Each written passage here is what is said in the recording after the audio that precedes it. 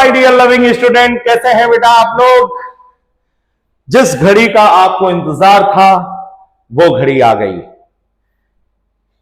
कल है 3 मई नीट 2026, आपकी जिंदगी का सबसे बड़ा दिन, जब आपके सपने होने वाले हैं साकार। उसके पहले लेकर के मैं आ गया केमिस्ट्री के कुछ बूस्टर बम्पर क्वेश्चन जो 100% नीट में पूछे जा सकते हैं।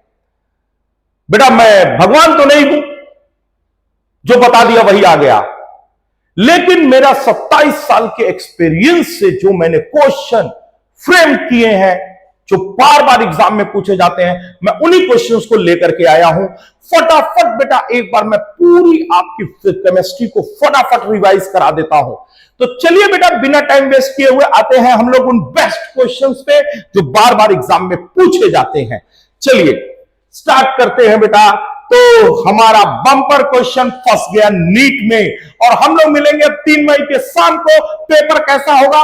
केमिस्ट्री का पेपर बहुत आसान होने वाला है बेटा, मैं पहले ही बता दे रहा हूं। सारे क्वेश्चन तुम्हारे कॉपी से बनेंगे। तुम्हारे नीट का पेपर तुम्हारी कॉपी को देख करके बनाया गया है, तो याद रखना सारा क्वेश्चन कॉपी से ही आने वाला है। मैं आज भी बोल रहा हूं, 3 मई को भी बोलूंगा। तो बेटा हो जाइए तैयार, और बम्पर क्वेश्चन फंस गया नीट में। चलिए बेटा देखिए बहुत इंपॉर्टेंट क्वेश्चन है ये। कहता है volume occupied by one molecule of water. हमसे कह रहा है कि हमारे नंबर ऑफ मॉलिक्यूल्स जो है वो 1 है।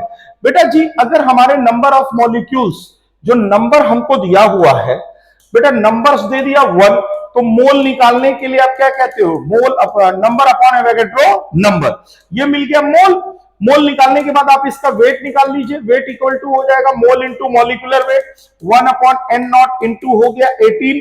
और डेंसिटी ऑफ वाटर आप जानते हैं बेटा 1 ग्राम पर ml। और डेंसिटी और वेट के हेल्प से आप फटाक से बता सकते हैं इसका वॉल्यूम, क्योंकि डेंसिटी इक्वल टू होता है वेट अपॉन वॉल्यूम। ये क्वेश्चन कॉपी में करा रखा है, आंसर ये आएगा बेटा। देखिए ये दोनों क्वेश्चन पूछा जा सकता है। Volume of 1 molecule of water ये भी पूछा जा सकता है, और ये भी क्वेश्चन पूछ सकता है कि अगर 1 ml वाटर हो तो उसमें कितने मॉलिक्यूल होंगे। तो बेटा 1 ml आप जानते हैं 22.4 लीटर लिक्विड के लिए यूज नहीं होता, यह हमेशा गैस के लिए यूज होता है, क्योंकि PV इक्वल टू nRT से आपका जो है 22.4 लीटर आता है, जो कि आइडियल गैस इक्वेशन है। तो बेटा अगर हमें दिया होता 1 ml तो डेंसिटी 1 ग्राम पर ml होती है। हमने वेट निकाला 1 ग्राम आ गया, मोल निकाला 1 अपॉन 18 हो गया, और mole into Avogadro number that is the number of molecules, तो वो भी निकाल सकते हैं बेटा। तो ये दोनों क्वेश्चन एक दूसरे का अपोजिट है, दोनों में से कोई एक पूछा जा सकता है। एक क्वेश्चन और है बेटा, मोल कॉन्सेप्ट का बहुत तगड़ा आपसे बार बार पूछा जाता है, उस क्वेश्चन की मैं चर्चा करना चाहूंगा बेटा। क्वेश्चन है 1 मोल इलेक्ट्रॉन का वेट क्या होगा? 1 मोल इलेक्ट्रॉन का वेट क्या होगा? ये क्वेश्चन बहुत पूछा जा चुका है बेटा। सीधी सी बात समझो, 1 मोल इलेक्ट्रॉन में कुल कितने इलेक्ट्रॉन होते हैं? 1 मोल इलेक्ट्रॉन में कुल एवोगैड्रो नंबर के बराबर इलेक्ट्रॉन होंगे, और 1 इलेक्ट्रॉन का वेट कितना होता है? तो 9.1 इंटू 10⁻31। तो n नॉट का कितना होगा? मल्टीप्लाई विथ n नॉट हो जाएगा। इसी क्वेश्चन को पलट के पूछता है कि 1 kg में कितने मोल होंगे। तो बेटा ये क्वेश्चन अगर इलेक्ट्रॉन के लिए बन सकता है तो प्रोटॉन के लिए भी बन सकता है, ध्यान रखिएगा। चलिए आगे बढ़ते हैं बेटा। अगला क्वेश्चन है ऑर्गेनिक कंपाउंड। देखिए बेटा इस तरह से आपको परसेंटेज दे देता है, और परसेंटेज देने के बाद आपसे पूछता है कि बताइए इसमें कौन फॉर्मूला है। बेटा इस तरह के क्वेश्चंस को कभी भी percentage divided by atomic weight, mole ratio, whole number ratio ऐसे नहीं निकालना है। सबसे आसान तरीका है, कभी कभी वो आंसर से भी क्वेश्चन निकाला जाता है। एक को पकड़ लो, कार्बन का परसेंटेज 40% आना चाहिए। अब तुम देखो यहां कार्बन, यहां कार्बन, यहां कार्बन, यहां कार्बन, किसी एक के कार्बन का परसेंटेज निकालो। चलो मैं इसी का परसेंटेज निकालता हूं। कार्बन का अगर मुझे परसेंटेज निकालना हो तो इसका वेट हो जाएगा बेटा 12, और होल वेट हो जाएगा 12 + 4 इंटू प्लस 14 इंटू 100। अब यहां से तुम वेट निकाले, परसेंटेज निकाले, और परसेंटेज अगर 40% आ गया तो समझ लो ये वाला फॉर्मूला है। और चेक करना तो तुम हाइड्रोजन का परसेंटेज निकाल लो। Weight of hydrogen 4 upon total weight into 100, आपको हाइड्रोजन का परसेंटेज मिल गया। अब नाइट्रोजन भी चेक करना चाहते हो तो weight of nitrogen by total करके निकालो। अगर ये आ गया तो इसका मतलब ये वाला फॉर्मूला हमारा क्या है? सही है। तो इस तरह के क्वेश्चन को करने का ये तरीका होता है। हम लोग परसेंटेज से फॉर्मूला निकालने के बजाय फॉर्मूले से परसेंटेज निकाल करके कर ले तो ज्यादा अच्छा होगा। चलिए अगला क्वेश्चन है, what mass of 95% calcium carbonate. देखो बेटा बहुत आसान क्वेश्चन है, यहां तुमको दिया मोलरिटी और ये दिया है वॉल्यूम, तो मोलरिटी इंटू वॉल्यूम जब करोगे तो मोलरिटी 0.5 और 50 अपॉन 1000, तो बेटा ये तुमको मिल गया मोल, मोल मिल गया। अब तुमको पता है कि इसके 2 मोल से इसका 1 मोल रिएक्ट कर रहा है, तो इसके 1 मोल से कितना करेगा 1/2, और ये जो मोल आया है इतने में कितना रिएक्ट करेगा, तो 1/2 इंटू 0.5 इंटू 50 अपॉन 1000, ये हो गया बेटा मोल ऑफ CaCO3। ये मुझे मिल गया मोल ऑफ CO3, ठीक है ना। और यहां से अगर तुम मोल निकालोगे तो ये 0.0125 आएगा, यानी ये वैल्यू 0.0125 है। और अगर इसी का वेट ऑफ CaCO3 निकालोगे, वेट ऑफ CaCO3 निकालना है, तो ये टोटल बेटा टोटल वैल्यू यहां आएगी, इंटू 100 किया जाएगा, इंटू 100 करने के बाद 1.25 ग्राम CaCO3 आ गया। चलो इतना तो कर लिया। फिर क्वेश्चन में बोला 95% प्योर, इसका मतलब ये हुआ ना, अगर हमारे पास 100 ग्राम कैल्शियम कार्बोनेट है तो 95 ग्राम प्योर है, एक होगा तो कितना होगा 95/100, और हमें दिया है 1.25, तो 1.25 में कितना होगा 95 और 100 इंटू 1.25, फटाक से करेंगे आंसर आ जाएगा 1। अगला है लिमिटिंग रिएजेंट। बेटा देखिए लिमिटिंग रिएजेंट का क्वेश्चन फ्रीक्वेंट पूछने के चांस है, सबसे ज्यादा पूछने का चांस होता है लिमिटिंग रिएजेंट, और इसका आपने अच्छे से तरीका जानते हो बेटा। सबसे पहले तुमने लिख लिया 2mg plus O2 change into 2mgO, suppose लिख लिया तुमने। मैंने इसका तरीका बता रखा है बेटा, यहां पर जो इसके गिवन मोल्स होते हैं, मोल्स लो और गिवन अपॉन करो स्टोइकियोमेट्री, गिवन अपॉन स्टोइकियोमेट्री करने पर जो वैल्यू कम आ जाए भाई कौन है लिमिटिंग रिएजेंट। सपोज बेटा ये 1 ग्राम मैग्नीशियम दिया था, तो 1/24 तुमने मोल निकाल लिया, इसका है 0.56/32 किया। उसके बाद करने के बाद जो है बेटा आप देखिए गिवन अपॉन स्टोइकियोमेट्री करिए, तो 1/24/2 गिवन अपॉन स्टोइकियोमेट्री, यहां पे 0.6/32 अपॉन 1, तो हमें देखने को मिल रहा है कि ये वैल्यू मिनिमम है, means this is the limiting reagent, ये हमारा लिमिटिंग रिएजेंट हो गया। तो आप रिएक्शन को लिख सकते हो 2mgO2 चेंज इनटू 2mgO, हमको सिर्फ इसी के मोल से मतलब है, तो इसका मोल है बेटा 0.56/32, इसके 1 मोल से इसका 2 मोल बन रहा है, तो इतने से कितना बनेगा 2 इंटू 0.56/32, ये तो हो गया बेटा मोल। और अगर तुम वेट निकालना चाहते हो तो इसके 2 इंटू 0.56/32 इंटू 24, ये मिल गया इसका वेट, हमको वेट मिल गया। टोटल वेट कितना दिया हुआ है 1 में से घटा दो बेटा, ये मिल जाएगा आपको बचा हुआ। तो लिमिटिंग रिएजेंट पे क्वेश्चन जरूर देखिएगा। हाँ देखो बेटा रेडॉक्स रिएक्शन का बड़ा शानदार क्वेश्चन है, ये कहता है कितने मोल से कितना मोल रिएक्ट करेगा। जैसे देखो MnO4 जब फेरस ऑक्सलेट से रिएक्ट करता है तो बनाता है Mn+2 एंड Fe+3NCO2। आपको पता है बेटा इसके ऊपर चार्ज +2 है, इसको तोड़ोगे तो Fe+2 एंड C2O4 -2 बनाएगा। Fe+2 जब +3 में गया तो एक चिन्ह होता है, और यहां पर इसका होता है +3 और यहां होता है +4। +3 से +4 में गया तो 1 बढ़ा, 2 की वजह से जो है 2 बढ़ा, टोटल कितना बढ़ा 3, यानी ये इसमें जब कन्वर्ट हुआ तो बेटा 3 बढ़ रहा है, और ये वाला जब इसमें कन्वर्ट हुआ तो 5 घट रहा है। मैंने आपको सिखाया घटिंग इज इक्वल टू बढ़िंग, तो बेटा इसको कितने से गुणा कर दो 3, इसको 3 से और इसको 5 से, घटिंग इज इक्वल टू क्या हो जाएगा बढ़िंग। तो जाहिर सी बात है number of mole of MnO4 required to 1 mole, इसके 1 मोल से 5 मोल से 3, तो 1 से कितना होगा 3/5 यानी 0.6। According to Bohr's theory, which of the following transition in hydrogen, देखो बेटा फॉर्मूला तो होता है 1/λ is equal to RZ square 1/N1 square minus 1/N2 square. यहां से तुम वेवलेंथ निकाल सकते हो, और जिसका वेवलेंथ ज्यादा होगा उसकी एनर्जी कम होगी, या तुम इससे निकाल सकते हो delta E 13.6 Z square 1/n1 square minus 1/n2 square. यहां से तुम निकालोगे तो डेल्टा ई मिनिमम देखना है। तो भाई 6 से 1 गैप ज्यादा है, 6 से 5 गैप कम है, 5 से 4 गैप कम है, यहाँ पे गैप ज्यादा। इन्हीं दोनों में महाभारत है, इन दोनों में देख लो बेटा वैल्यू रख के। n1 जो है लोअर वाली वैल्यू होती है, n2 हायर वाली वैल्यू होती है। यानी कि बेटा जो लाइमन बामन पास्चन ब्रैकेट फुंड हेम्फ्री सीरीज है, इससे भी क्वेश्चन बनते हैं। कभी कभी ऐसे बोलता है फर्स्ट लाइन ऑफ लाइमन, तो लाइमन के जस्ट ऊपर वाली लाइन कौन होगी? First line. सेकंड लाइन तो लाइमन के बाद दूसरी लाइन। तो एक क्वेश्चन यहां से बन जाता है। एटॉमिक स्ट्रक्चर में क्वेश्चन कहां से बनते हैं समझ लो। पहले तो बेटा तुमको एकदम रटर रटा है 3 फॉर्मूला याद होना चाहिए। एनर्जी का 13 minus 13.6 Z square by n square, radius का 0.529 एन स्क्वायर बाई जेड, उसके वेलोसिटी का 2.18 10 to power 6 Z by n. तो रेडियस, एनर्जी, वेलोसिटी, ये 3 फॉर्मूले तुमको रटे होने चाहिए। फिर उसके बाद इसमें क्वेश्चन बनता है बेटा हमारे इस स्पेक्ट्रम से, तो ये फॉर्मूला हो गया। फिर हमारे जो है E equal to SC upon lambda Planck's quantum theory से, यहां से फॉर्मूला बन गया। फिर तुम्हारा एक आता है बेटा Heisenberg uncertainty principle, delta x m delta v h upon 4 pi, और एक de Broglie wavelength lambda is equal to h upon m v. बस यही हमारे एकदम गिने चुने एकदम फॉर्मूले हैं बेटा। कभी कभी इसी को जो है बेटा जब मोमेंटम से रिलेट कर देता है पी स्क्वायर बाई 2m, तो P इज इक्वल टू हो जाता है √2m काइनेटिक एनर्जी, या 2m E इंटू वी, ये P हो जाता है। और लेमडा इज इक्वल टू, जब भी तुमको लिखना है H अपॉन P, इस P की वैल्यू उठा के यहां पे क्या करो? पुट कर दो। चलिए बेटा अगला है energy of the second Bohr orbit of the hydrogen is this. Second Bohr orbit E2 is equal to, ये दिया हुआ है कुछ भी वैल्यू है x, और हमसे पूछा energy of the fourth orbit. तो आपको पता है energy minus 13.6 Z square upon n square, E inversely proportional क्या होता है? एन स्क्वायर, यानी कि E2 upon E4 is equal to N4 का स्क्वायर बाई N2 का स्क्वायर। सीधे कर दीजिएगा, आंसर आपको मिल जाएगा।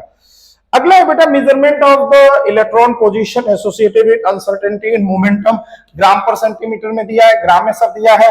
तो delta x m delta v is equal to h upon 4 pi, बस यही लगाना है। अनसर्टेनिटी है मास और ये वेलोसिटी, फटाफट इस पे लगाएंगे आंसर आ जाएगा। Quantum 4 electron are given, the correct order of energy, energy निकालना है तो n प्लस एल दीजिए। n प्लस एल को जोड़ते जाइए जोड़ते जाइए जोड़ते जाइए। n प्लस एल की वैल्यू ज्यादा है मतलब एनर्जी ज्यादा है, n प्लस एल कम है तो मतलब एनर्जी कम है। n प्लस एल बराबर है तो हम देखते हैं n की वैल्यू जहां ज्यादा होगी वहां एनर्जी क्या होगी? ज्यादा।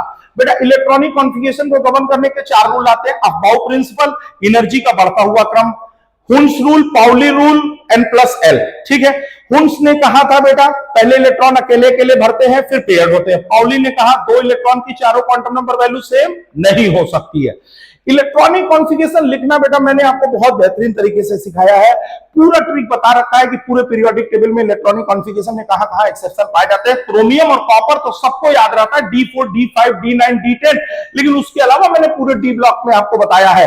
याद करिए ट्रिक बताया था, नवाब साहब को रुलाती रही, नवाब एनबी, रुलाती RU RH, पड़ोसन PD, पिटाई PT, AU गोल्ड। ये बेटा आपके एक्सेप्शन है जिसमें एक इलेक्ट्रॉन का ट्रांसफर होता है, लेकिन सबसे खतरनाक एक्सेप्शन कौन होता है? पड़ोसन PD, जिसके अंदर 2 इलेक्ट्रॉन का ट्रांसफर होता है, वो D10 हो जाता है D8 से।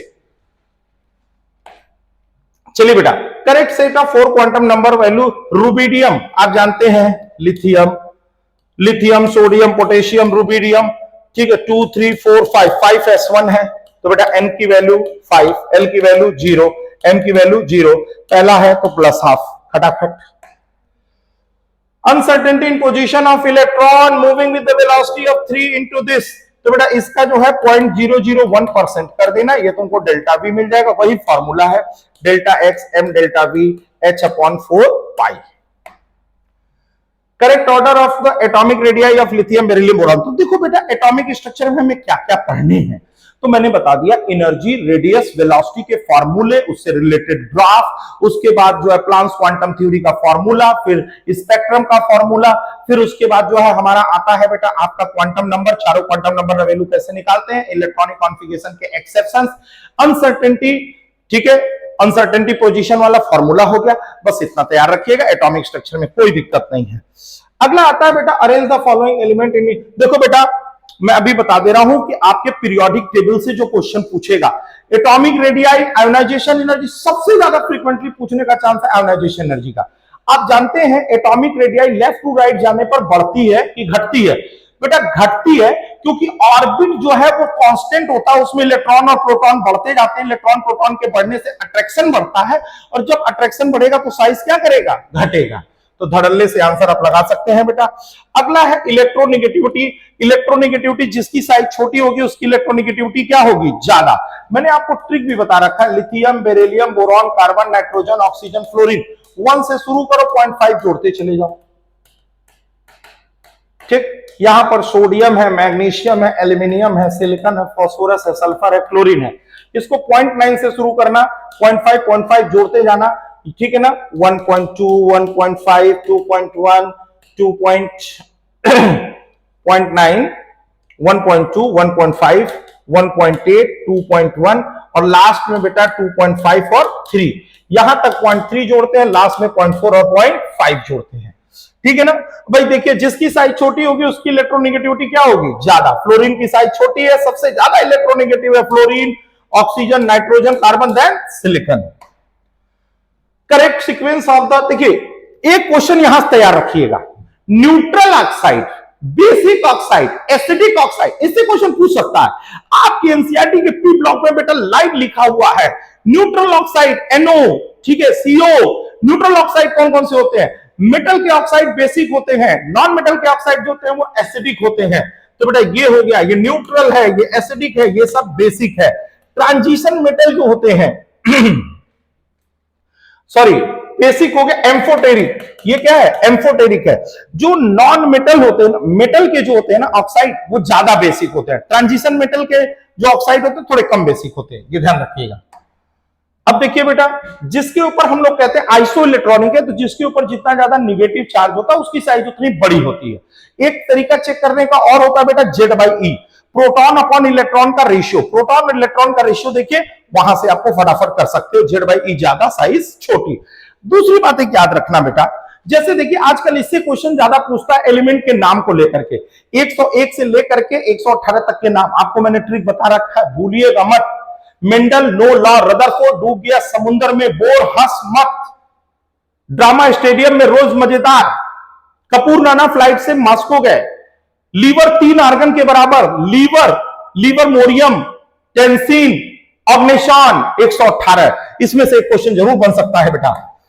अगला देखिएगा बेटा, correct order of atomic radii. आपको मैंने बताया था एल्युमिनियम और गैलियम, इनके बीच में होता है बेटा ट्रांजिशन कॉन्ट्रैक्शन, याद रखिएगा।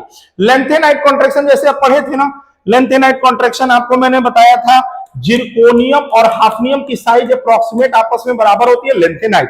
एल्युमिनियम और गैलियम की साइज अप्रॉक्स बराबर होती है, छोटी हो जाती है, ट्रांजिशन कॉन्ट्रैक्शन, ठीक है ना।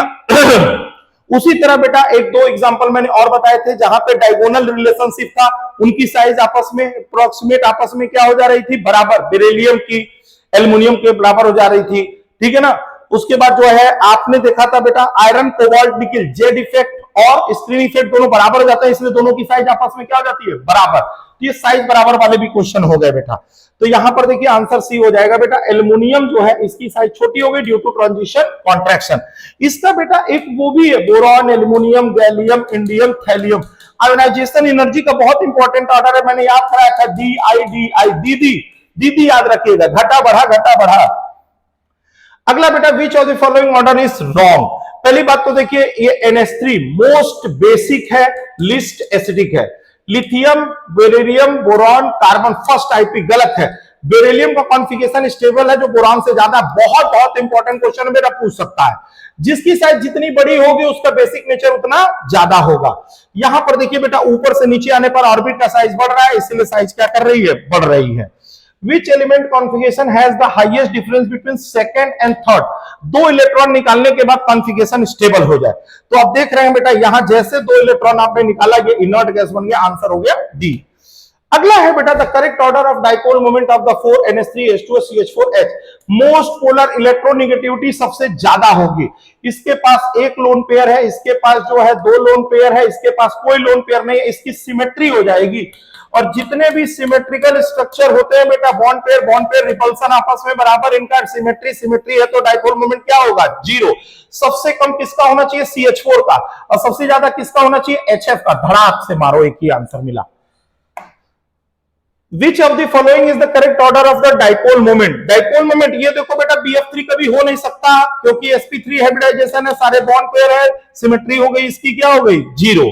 ठीक है ना, तो सबसे कम होगा, इन दोनों में सबसे कम। दूसरा देखिए H2O, बेटा इसके पास जो है 2 लोन पेयर है, इसके पास 1 लोन पेयर है। NH3 NF3 का क्वेश्चन हमेशा याद रखना। ये देखो बेटा, ये लोन पेयर है, ये H है, H है, H है, ये N है, लोन पेयर है, H है, H है, H है, F है। आप जानते हैं जो हम वैरो दिखाते हैं, less to more, less to more, less to more, और ये ऊपर की तरफ सारे के सारे वेक्टर क्या है, एक डायरेक्शन में। सारे वेक्टर जब एक डायरेक्शन में तो एडिशन होगा। ये नीचे की तरफ वेक्टर गया लेस टू मोर, और ये ऊपर, ये नीचे और ये ऊपर। बताइए यहां पर क्या हुआ बेटा, सब्सट्रैक्शन, और यहां पे क्या हुआ, एडिशन। एडिशन में वैल्यू हमेशा क्या मिलती है, ज्यादा। चलिए आंसर हो गया बेटा सी। अगला क्वेश्चन है बेटा, the correct order of CO bond length in the CO। बहुत इंपॉर्टेंट क्वेश्चन है यार ये सब। देखो CO, CO2 एंड CO3-2, ठीक है ना बेटा। बॉन्ड ऑर्डर निकालो, 8 6 14, 14 का बॉन्ड ऑर्डर कितना होगा बेटा, आप जानते हैं 3। CO2 का आप निकालते हैं, ठीक है, number of bond upon number of resonating structure आ जाता है 2, ठीक है ना। और यहां पे निकालोगे तो चार्ज बटे सीधे ऑक्सीजन कर दो, आ जाएगा 2/3। बॉन्ड ऑर्डर इसका सबसे कम है, तो बॉन्ड लेंथ क्या होगा, ज्यादा। Bond order inversely proportional to bond length, directly proportional to bond energy, directly proportional to bond stability. बहुत इंपॉर्टेंट क्वेश्चन है बेटा, ध्यान रखिएगा। फिर correct order of OO bond length in O2। अब यहां पर देखिए HOOH, ये प्योर सिंगल है, और O डबल बॉन्ड O ये प्योर डबल बॉन्ड है, लेकिन इसके अंदर रेजोनेटिंग स्ट्रक्चर हो जा रहा है, तो इन दोनों का हाइब्रिड हो गया। तो सबसे ज्यादा होगा H2O2, फिर O3, फिर O2, ठीक है ना। इंपॉर्टेंट क्वेश्चन है बेटा। फिर correct order of NO bond length in NO, NO2 minus, NO3 minus और N2O4। पहली बात तो देखो NO, ये हो गया बेटा 7 और 8 15, बॉन्ड ऑर्डर 2.5। इसका निकालोगे तो आएगा 1/2, इसका निकालोगे तो 1/3, इसका अप्रोक्सीमेट निकालते हैं तो 2 आ जाता है। यानी बॉन्ड ऑर्डर जिसका ज्यादा होगा उसका बॉन्ड लेंथ क्या होगा, कम होगा। तो इस हिसाब से ये सी हो जाएगा। यही देखने से पता चल जाएगा यही बेटा सबसे कम है, और ये वाली वैल्यू 1/3 सबसे बॉन्ड ऑर्डर कम है, तो बॉन्ड लेंथ क्या होगा, ज्यादा। देखो बेटा जरा मैं केमिकल बॉन्डिंग की एक बार शार्ट में बात कर लूं कि क्या क्या क्वेश्चन बड़े इंपॉर्टेंट है, एक ध्यान रखिएगा। सबसे पहले बेटा ना केमिकल बॉन्डिंग में पूछता हमसे सॉल्युबिलिटी का क्वेश्चन। कार्बोनेट की, एल्कली मेटल के कार्बोनेट की सॉल्युबिलिटी नीचे जाने पर क्या होगी, सल्फेट की सॉल्युबिलिटी क्या होगी। देखो बेटा उसमें मैंने एक आपको ट्रिक बता रखा हुआ है कि जैसे ऑक्साइड हो, OH हो, ठीक है ना, F हो, तो एल्कली मेटल के साथ इनके साथ लैटिस एनर्जी का कॉन्सेप्ट लगता है। और जहां लैटिस एनर्जी का कॉन्सेप्ट लगेगा ना बेटा, लैटिस एनर्जी इनवर्सली प्रोपोर्शनल होती है आपके सॉल्युबिलिटी के, और साइज के इनवर्सली प्रोपोर्शनल है आपका लैटिस एनर्जी। तो लिथियम की साइज अगर छोटी है तो उसकी लैटिस एनर्जी क्या हो गई, ज्यादा, सॉल्युबिलिटी क्या हो गई, कम। तो जहां ऊपर से नीचे आने पर सॉल्युबिलिटी क्या कर रही हो, बढ़ रही हो, वहां समझ लो लैटिस एनर्जी लग गया। अगर हाइड्रेशन एनर्जी जहां लग रहा होगा तो hydration energy also inversely proportional to size of cation. Cation की साइज अगर छोटी है तो बेटा उसकी हाइड्रेशन एनर्जी ज्यादा, हाइड्रेशन एनर्जी ज्यादा तो सॉल्युबिलिटी ज्यादा। तो जहां सॉल्युबिलिटी घट रही है वो हाइड्रेशन, और जहां बढ़ रही है वो क्या है, आपकी लैटिस एनर्जी। एक सॉल्युबिलिटी से क्वेश्चन जरूर उठा के पूछ लेता है बेटा, या पूछ लेता है कौन सा स्टेबल है। जहां केटाइन और एनाइन बराबर साइज के होते हैं उसकी स्टेबिलिटी क्या होती है, ज्यादा होती है। यहां पर देखिए बेटा XCO3, बेटा यहां पर देखिए तो हाइब्रिडाइजेशन निकालोगे तो ये वैलेंस इलेक्ट्रॉन 8, साइड में ऑक्सीजन है तो 0 बचा 4, 4 का मतलब हो गया sp3। यहां पे 8 + 2/2, यहां पे 8 + 0 + 4/2, यहां पे 8 + 6/2। एक हाइब्रिडाइजेशन से क्वेश्चन जरूर आने वाला है, I3 माइनस, I3 प्लस, इसको I2 प्लस करके लिखते हैं। 7 + 2 - 1/2, 7 + 2, सॉरी ये माइनस है ना तो यहां प्लस होगा। ये जो एक मिनट छोड़ो, इधर देखो, I3 minus I2 minus, valence electron 7, side में एटम 2, माइनस का मतलब प्लस, डिवाइडेड बाई 2। अगर मान लो बेटा I3 प्लस होता तो इसको लिखते I2 प्लस, ये 7 प्लस 2 माइनस 1 डिवाइडेड बाई 2। तो I3 माइनस 1 I प्लस 1, ये बेटा हाइब्रिडाइजेशन से क्वेश्चन 100% पूछना, मैं लिख के दे दूंगा, गारंटी दे देता हूं। हो सकता है यही वाले क्वेश्चन उठ करके तुम्हारे हाइब्रिडाइजेशन में आ जाए, कहीं इसी में से पूछ ले कितने बॉन्ड पेयर है, कितने लोन पेयर है। ये क्वेश्चन बहुत इंपॉर्टेंट है बेटा, हाइब्रिडाइजेशन 100% आएगा, दुनिया की कोई ताकत नहीं रोक सकती है, गोली मार देना नहीं आया तो कल के पेपर में हाइब्रिडाइजेशन तुमको दिखेगा, 100% दिखने वाला है हाइब्रिडाइजेशन, ये मैं गारंटी देता हूं बेटा। चलो, तो मैं बात कर रहा था केमिकल बॉन्डिंग में, पहले हो गया सॉल्युबिलिटी, फिर आता है बेटा एक फजांस रूल। फजांस रूल में एक बात रखना, केटायन छोटा हो और एनायन बड़ा हो तो पोलराइजेशन ज्यादा होता है। अगर पोलराइजेशन ज्यादा है तो कोवेलेंट नेचर ज्यादा होगा, कोवेलेंट नेचर ज्यादा होगा तो boiling point, melting point, solubility ये सब कम हो जाएगी, ठीक है ना। तो ये सब बातें छोटी छोटी याद रखिएगा, पूछ सकता है बेटा। Identify correct order against the property, कह रहा है कि करेक्ट अगेंस्ट द प्रॉपर्टी पूछ रहा है, ठीक है। तो पहली बात तो ये H2O NH3, यहां पे कितना लोन पेयर है, 2, यहां पर 1 लोन पेयर है। Correct answer from the giving also, ठीक है। यहां पे 1 लोन पेयर है, HCl4 है, HCO3 है, नंबर ऑफ लोन पेयर। तो भैया देखिए 8 में से 4 चला गया तो 2 लोन पेयर यहां रहेगा, यहां पर जो है बेटा 3 चला गया, 1 लोन पेयर है, ठीक है। ये लोन पेयर के बेसिस पर हो गया बेटा। HCl4 में जो है आपके 2 लोन पेयर है, यहां 1 लोन पेयर है और यहां पर 3 लोन पेयर है, ठीक है। नंबर ऑफ लोन पेयर, ये ऑर्डर क्या है, गलत हो गया। OHCHNO का बॉन्ड लेंथ आप कुछ ना देखिए, इलेक्ट्रोनिगेटिविटी का डिफरेंस देखिए। अगर बॉन्ड लेंथ देखना है तो इलेक्ट्रोनिगेटिविटी का डिफरेंस देखो, डिफरेंस ज्यादा, बॉन्ड एनर्जी ज्यादा, बॉन्ड लेंथ कम। फिर देखो N2O2S2, यहां पे N ट्रिपल बॉन्ड N है, O डबल बॉन्ड O है, H सिंगल बॉन्ड M है, इसकी बॉन्ड एनर्जी क्या होगी, ज्यादा, तो AD हो गया बेटा। बॉन्ड एंगल, बेटा तुमको अगर बॉन्ड एंगल देखना है तो सबसे पहली बात यहां देखो, CO2 के अंदर हाइब्रिडाइजेशन क्या होता है, sp, बॉन्ड एंगल 180 डिग्री। इन सभी में जो है sp3 है। sp3 होने के बाद जब इसके पास लोन पेयर ज्यादा होगा तो रिपल्सन जो होगा ना ऊपर से नीचे की तरफ ज्यादा होगा तो एंगल कम हो जाएगा। आंसर हो गया बी। देखिए जब भी आपको बॉन्ड एंगल का क्वेश्चन जरूर पूछेगा, बॉन्ड एंगल का जब भी तो आपको बात करनी हो तो एक बात ध्यान रखना, क्या देखते हैं सबसे पहले देखो हाइब्रिडाइजेशन, अगर sp sp2 sp3 है तो sp का बॉन्ड एंगल ज्यादा। अगर मान लो हाइब्रिडाइजेशन सेम हो गया तो लोन पेयर, जिसके पास लोन पेयर ज्यादा होगा उसका रिपल्सन ज्यादा होगा, बॉन्ड एंगल कम हो जाएगा। लोन पेयर भी सेम हो गया, हाइब्रिडाइजेशन भी सेम हो गया, डिफर कर रहा है सेंट्रल मेटल एटम, तो जिस सेंट्रल मेटल एटम की इलेक्ट्रोनिगेटिविटी ज्यादा उसका बॉन्ड एंगल ज्यादा। अब सेंट्रल एटम भी सेम हो जाए तो देखते हैं साइड एटम से, जिस साइड एटम की साइज बड़ी होती है या इलेक्ट्रोनिगेटिविटी कम होती है उसका बॉन्ड एंगल ज्यादा होता है। समझ रहे हैं बेटा, जैसे मान लीजिए OF है, यहां पे OCl है, तो जाहिर सी बात है इसमें क्या होगा, स्टेरिक इंडेंस भी रहेगा, एंगल ज्यादा हो जाएगा। अगला है बेटा मैग्नेट एंड पर मैग्नेट, ठीक है ना। मैग्नेट और पर मैग्नेट की अगर आप बात करें तो MnO, O minus, O minus, O, पर magnet Mn, O minus, O, O, O, ये इसका स्ट्रक्चर होता है बेटा। और pi bond involve overlap bye p orbital of oxygen, d orbital of manganese. Magnet और पर मैग्नेट दोनों का स्ट्रक्चर है। विच of the following species contain the equal number of HCO4, 4pi4 sigma. Make the incorrect statement in the following bond order in the species. देखो बेटा bond molecular orbital theory से भी ना क्वेश्चन पूछो तो गोली मारना यार, किसको, मुझको मारना। देखो कैसे, पहली बात तो याद रखो, ऐसे नंबर याद रखो, 15, 16, 17, 18, 19, 20, जीरो से शुरू करो, 0, 0.5, 1, 1.5, 2, 2.5 और 14, 3। जिसका मॉलिक्यूलर ऑर्बिटल 14 आया उसका 3। ये मॉलिक्यूलर आपको याद होना चाहिए। जैसे O2 बराबर कितना हुआ, 16, C2 बराबर कितना हुआ, 12, N2 बराबर कितना हुआ, 14, ठीक है। F2 बराबर कितना हुआ, 9, 9, 18। ये नंबर याद रखिएगा, ये उसके bond order.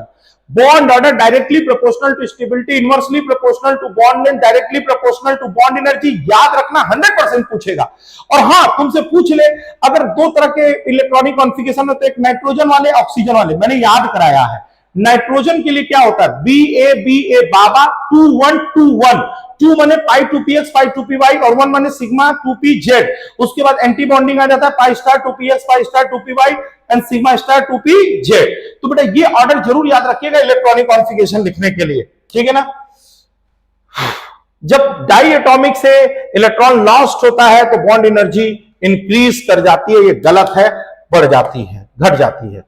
Bond order option करेगा, बॉन्ड ऑर्डर बता दिया बेटा। जैसे मान लो इसका 8 दूनी 16 और क्या हो गया 17, इसका 16, इसका 15, ठीक है ना। तो 15 वाले का कितना होगा 2.5 होगा, इसका 2 होगा, ये 1.5 होगा। धड़ल्ले से लगेगा। Decreasing stability, bond order directly proportional to stability, धड़ाधड़ मारना। Which of the following molecule form the linear polymeric structure of hydrogen bonding, आप जानते हैं HF, ठीक है ना भाई। हाइड्रोजन बॉन्डिंग की अगर बात करते हो तो फ्लोरीन, ऑक्सीजन और नाइट्रोजन, यह हाइड्रोजन बॉन्डिंग ऑर्डर होता है।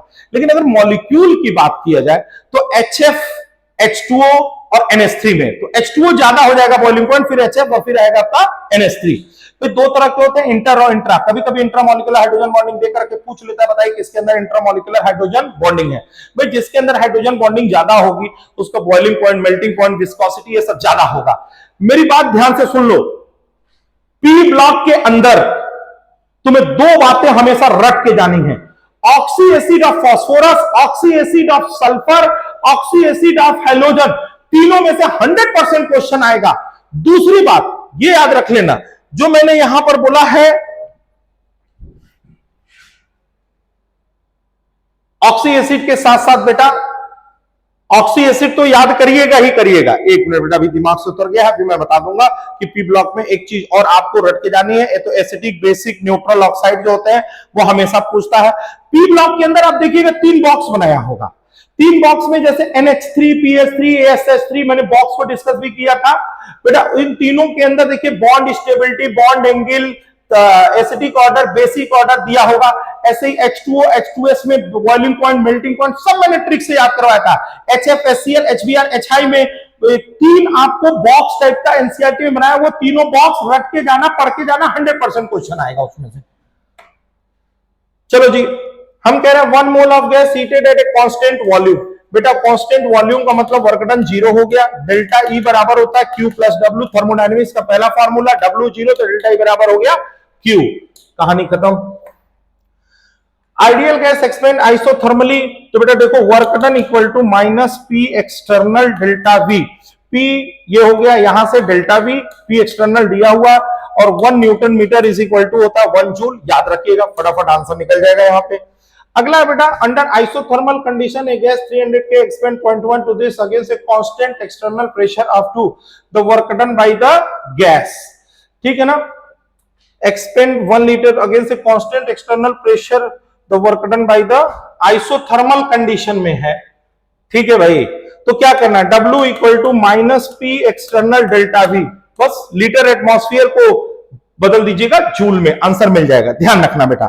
थर्मोडायनेमिक्स में एक बात और याद रखिएगा, एक्सटेंसिव प्रॉपर्टी और इंटेंसिव प्रॉपर्टी के एग्जांपल जरूर याद रखिएगा। एक्सटेंसिव जो क्वांटिटी पे डिपेंड करे, इंटेंसिव जो क्वांटिटी पे डिपेंड ना करे। मास, वॉल्यूम, एनर्जी, एनर्जी में सब, इंथैल्पी, एंट्रोपी, गैस एनर्जी सब एक्सटेंसिव है। और जो भी कहीं पे पर ml लग जाए, पर ग्राम लग जाए, वो समझिए सब के सब क्या हो जाते हैं, इंटेंसिव हो जाते हैं। Freezing point, bolting point, melting point, concentration, ये सब आ जाएंगे बेटा आप तुम्हारे, ठीक है। देखिए इसमें कुछ गिने चुने फॉर्मूले हैं। पहला फॉर्मूला है first law of thermodynamics, delta E is equal to Q plus W, ठीक है ना। फिर दूसरा फॉर्मूला आ जाता है delta H equal to delta E plus delta mg RT। फिर इसमें आ जाता है एंट्रोपी का delta S equal to delta H upon T। Work done का इरिवर्सिबल है W minus P external delta V। Reversible isothermal है तो minus 2.303 nRT log V2 upon V1 या P1 अपॉन P2। इन्हीं पे क्वेश्चंस बनेंगे बेटा। अब यहां आ गया 1 mole of ideal gas 300 expand isothermally from initial volume of 1 to 10 litre delta E। Delta E बराबर क्या होता है, NCV डेल्टा T। बच्चे मेरे आइसोथर्मल है तो डेल्टा T 0 होगा, डेल्टा E भी क्या हो जाएगा 0। ये देखो बेटा हेस लॉ, हेस लॉ क्वेश्चन में बहुत पूछता है यार। हेस लॉ के मतलब सेटिंग करना तुमको मैंने सिखाया है।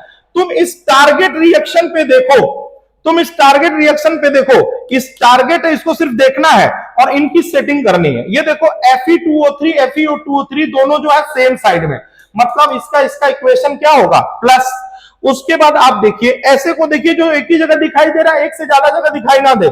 यहां देखिए ये FeO जो है यहां पे राइट साइड में, यहां लेफ्ट साइड में है, यहां पे 2 मोल है, यहां 1 मोल है, तो इसको माइनस करना और 2 से मल्टीप्लाई करना है, आंसर आ जाएगा। अगला है बेटा बॉन्ड डिसोसिएशन। बेटा बॉन्ड एनर्जी से क्वेश्चन यार पूछना है यार, 100% पूछना है।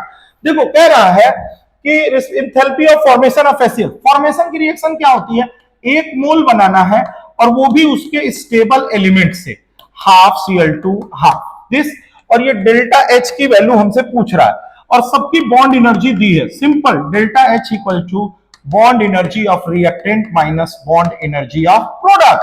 बस करो, हो सकता है बेटा ये क्वेश्चन कल आपको पेपर में मिल जाए। फिर कह रहा है bond dissociation energy of X2, देखिए half X2 plus half Y2 change into XY, ठीक है, और यहां पर डेल्टा H हमको दिया है -200, कोई दिक्कत नहीं है बेटा। X2 का मान लो इसकी बॉन्ड एनर्जी मान लो X है, ठीक है, और Y2 की जो है वो X/2 है, और XY की भी मान लो क्या है X है, वही लगा दो delta H equal to bond energy of reactant minus bond energy of product. ठीक है बेटा, देखिए मैं शॉर्ट स्पिन में पूरा सॉल्व नहीं कर रहा हूं बेटा, बस आपको एक बार फटाफट रिवाइज कराते चला जा रहा हूं, देखते रहिएगा।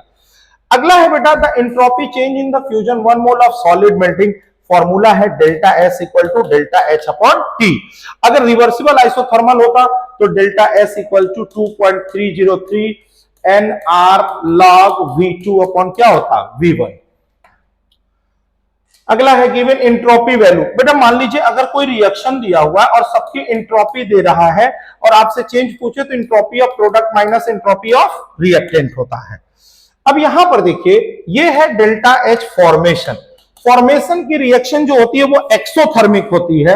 हम लोग जानते हैं डेल्टा जी बराबर होता है delta H minus T delta F. अगर ये एक्सोथर्मिक है तो ये वैल्यू निगेटिव हो जाएगी।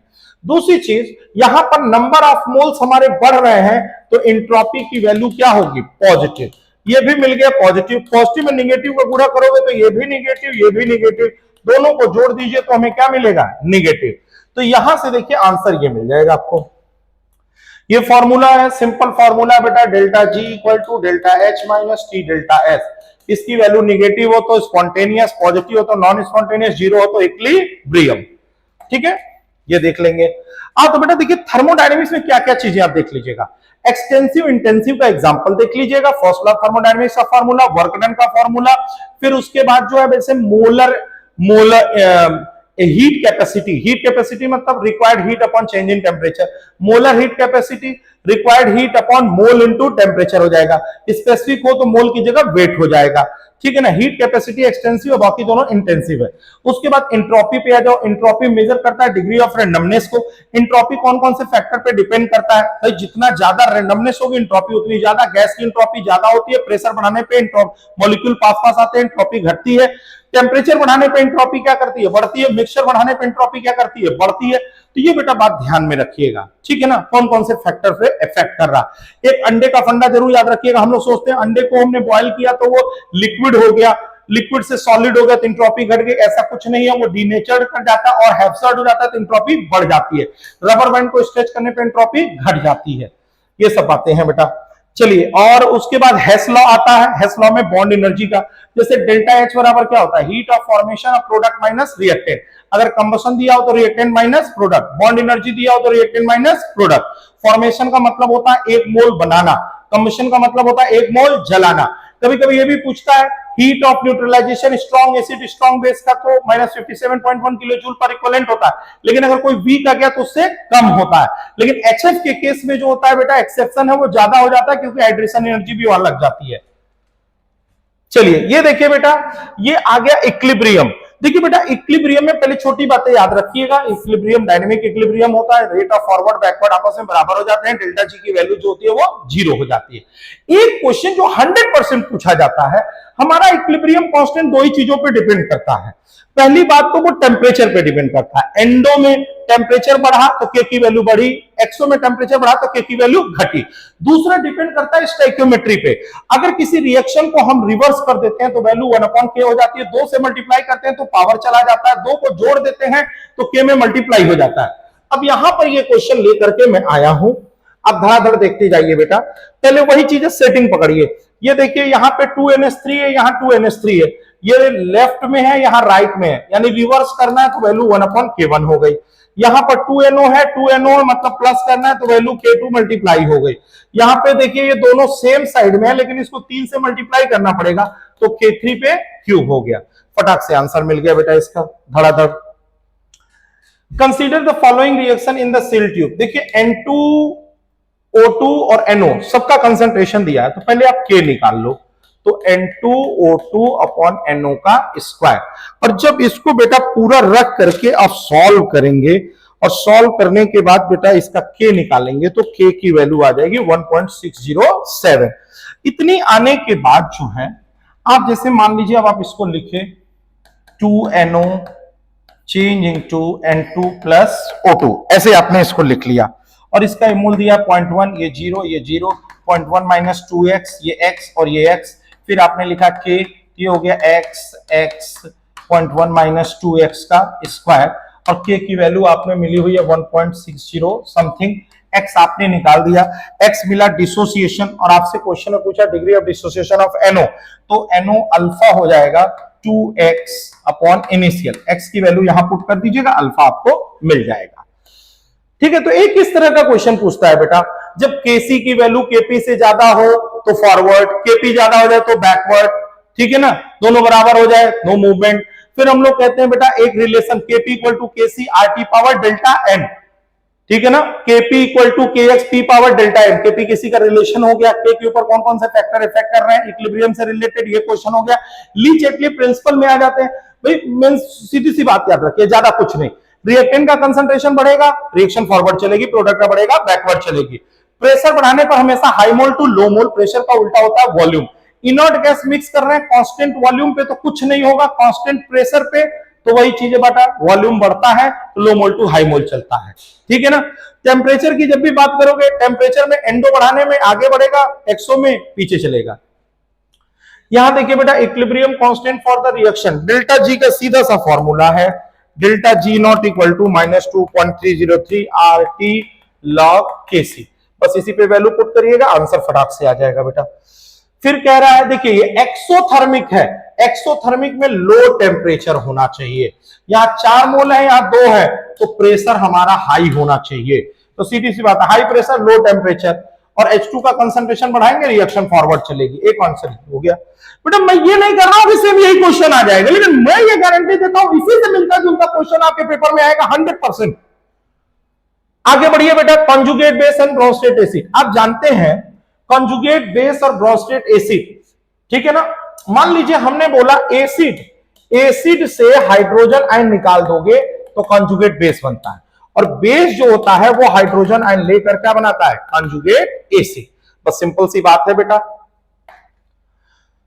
ये देखिए बेटा पिछले साल का ही क्वेश्चन है, बहुत बहुत फ्रीक्वेंटली पूछा जाता है, जैसे मान लीजिए H3PO3 है, ठीक है ना, ये H3PO4 है, पहली बार टूटा हाइड्रोजन आयन H3PO2 माइनस, फिर H3PO2 माइनस टूट के बनाया हाइड्रोजन आयन HPO2,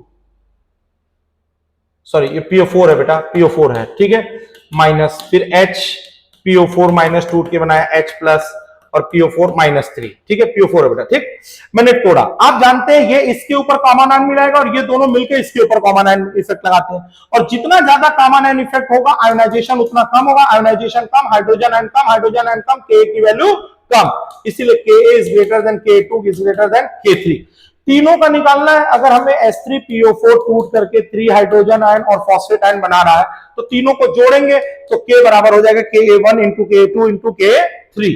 तो बेटा देखिए एक क्वेश्चन ये फटाफट इसमें लग जाएगा, पिछले साल का क्वेश्चन है, कॉमन आयन इफेक्ट हमेशा, कॉमन आयन इफेक्ट आयोनाइजेशन को घटाता है, ऑड आयन इफेक्ट आयोनाइजेशन को क्या करता है, बढ़ाता है, ठीक है।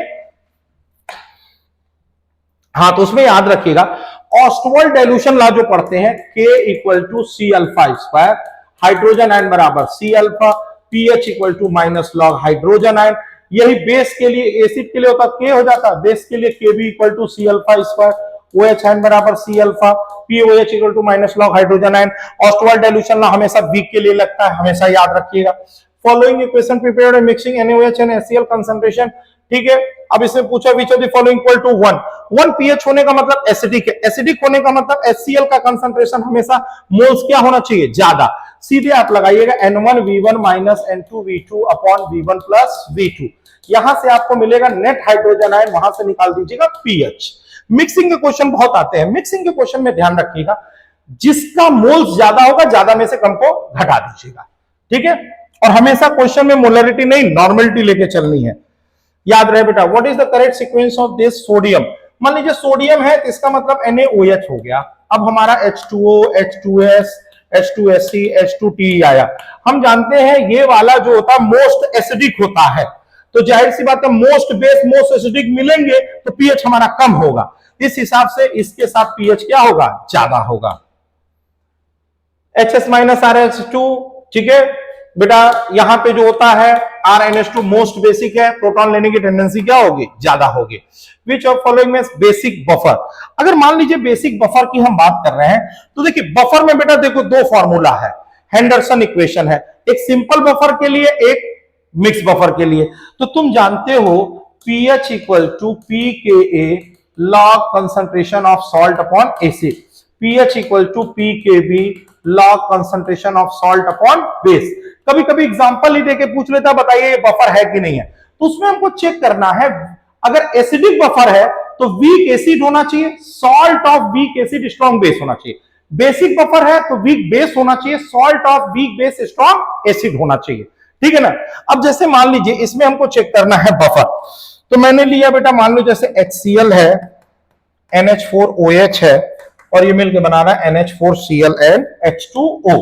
अब मान लीजिए मैं इसके मोल्स निकाला, मिली मोल्स निकालना, ये 10 आ गया, इसके 20 आ गया, इसके 0 और इसके 0, इसके 0 हो जाएंगे, 10 20 में से 10 चला गया, 10 बनेगा, ये 10 बनेगा। तो यहां से आप देख सकते हैं हमारे पास बच क्या रहा है, सॉल्ट और वीक बेस, और वीक बेस और सॉल्ट ये मिलके क्या बनाएंगे, बफर बनाएंगे। pH ऑफ द सच, बेटा सॉल्युबिलिटी प्रोडक्ट से क्वेश्चन आए ना गोली लगा देना यार, सॉल्युबिलिटी प्रोडक्ट 100% पूछे जाने वाला क्वेश्चन है।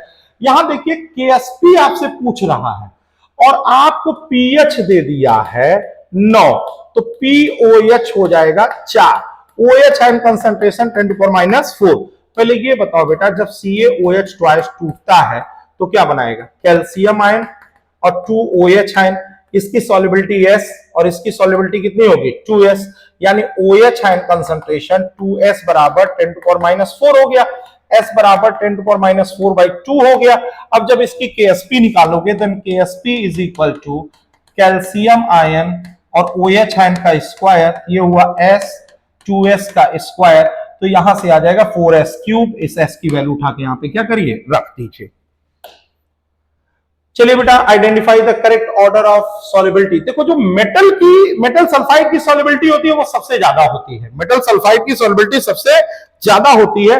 जिंक सल्फाइड की KSP 10⁻⁵ और इसकी 10⁻7 के रेंज में होती है, ठीक है। अब इस तरह से सॉल्युबिलिटी प्रोडक्ट ऑफ AgI आपसे दिया हुआ KI में क्या होगा, तो देखो बेटा S dash is equal to KSP upon C, ये फॉर्मूला लगेगा। हमने आपको बेटा याद रखिएगा, ये भी बहुत इंपॉर्टेंट है, पूछ सकता है कॉमन आयन इफेक्ट का सॉल्युबिलिटी पे क्या इफेक्ट होता है। कॉमन आयन इफेक्ट मैं एक बार फिर से आपको बता भी दे रहा हूं यहां पे, जैसे मान लीजिए सिंपल एग्जांपल मैं ले रहा हूं, AgCl है, इसमें मैंने C कंसंट्रेशन का NaCl डाल दिया। देखो बेटा AgCl जब टूटेगा ये बनाएगा सिल्वर आयन क्लोराइड आयन, और जब तुम इसके अंदर NaCl डाल दोगे तो ये बनाएगा सोडियम आयन और क्लोराइड आयन, ये C और C, इसने इसके कंसंट्रेशन को बढ़ा दिया, रिएक्शन बैकवर्ड चला। अब ये S डैश हो गया, सिल्वर आयन का concentration S dash, chloride ion का concentration S dash plus C, then KSP is equal to S dash और S dash plus C, S dash square और S dash C equal to KSP। Higher power को neglect कर दिए, S dash is equal to KSP upon क्या हो गया C। सीधा सा क्वेश्चन आ गया बेटा, समझ रहे हैं।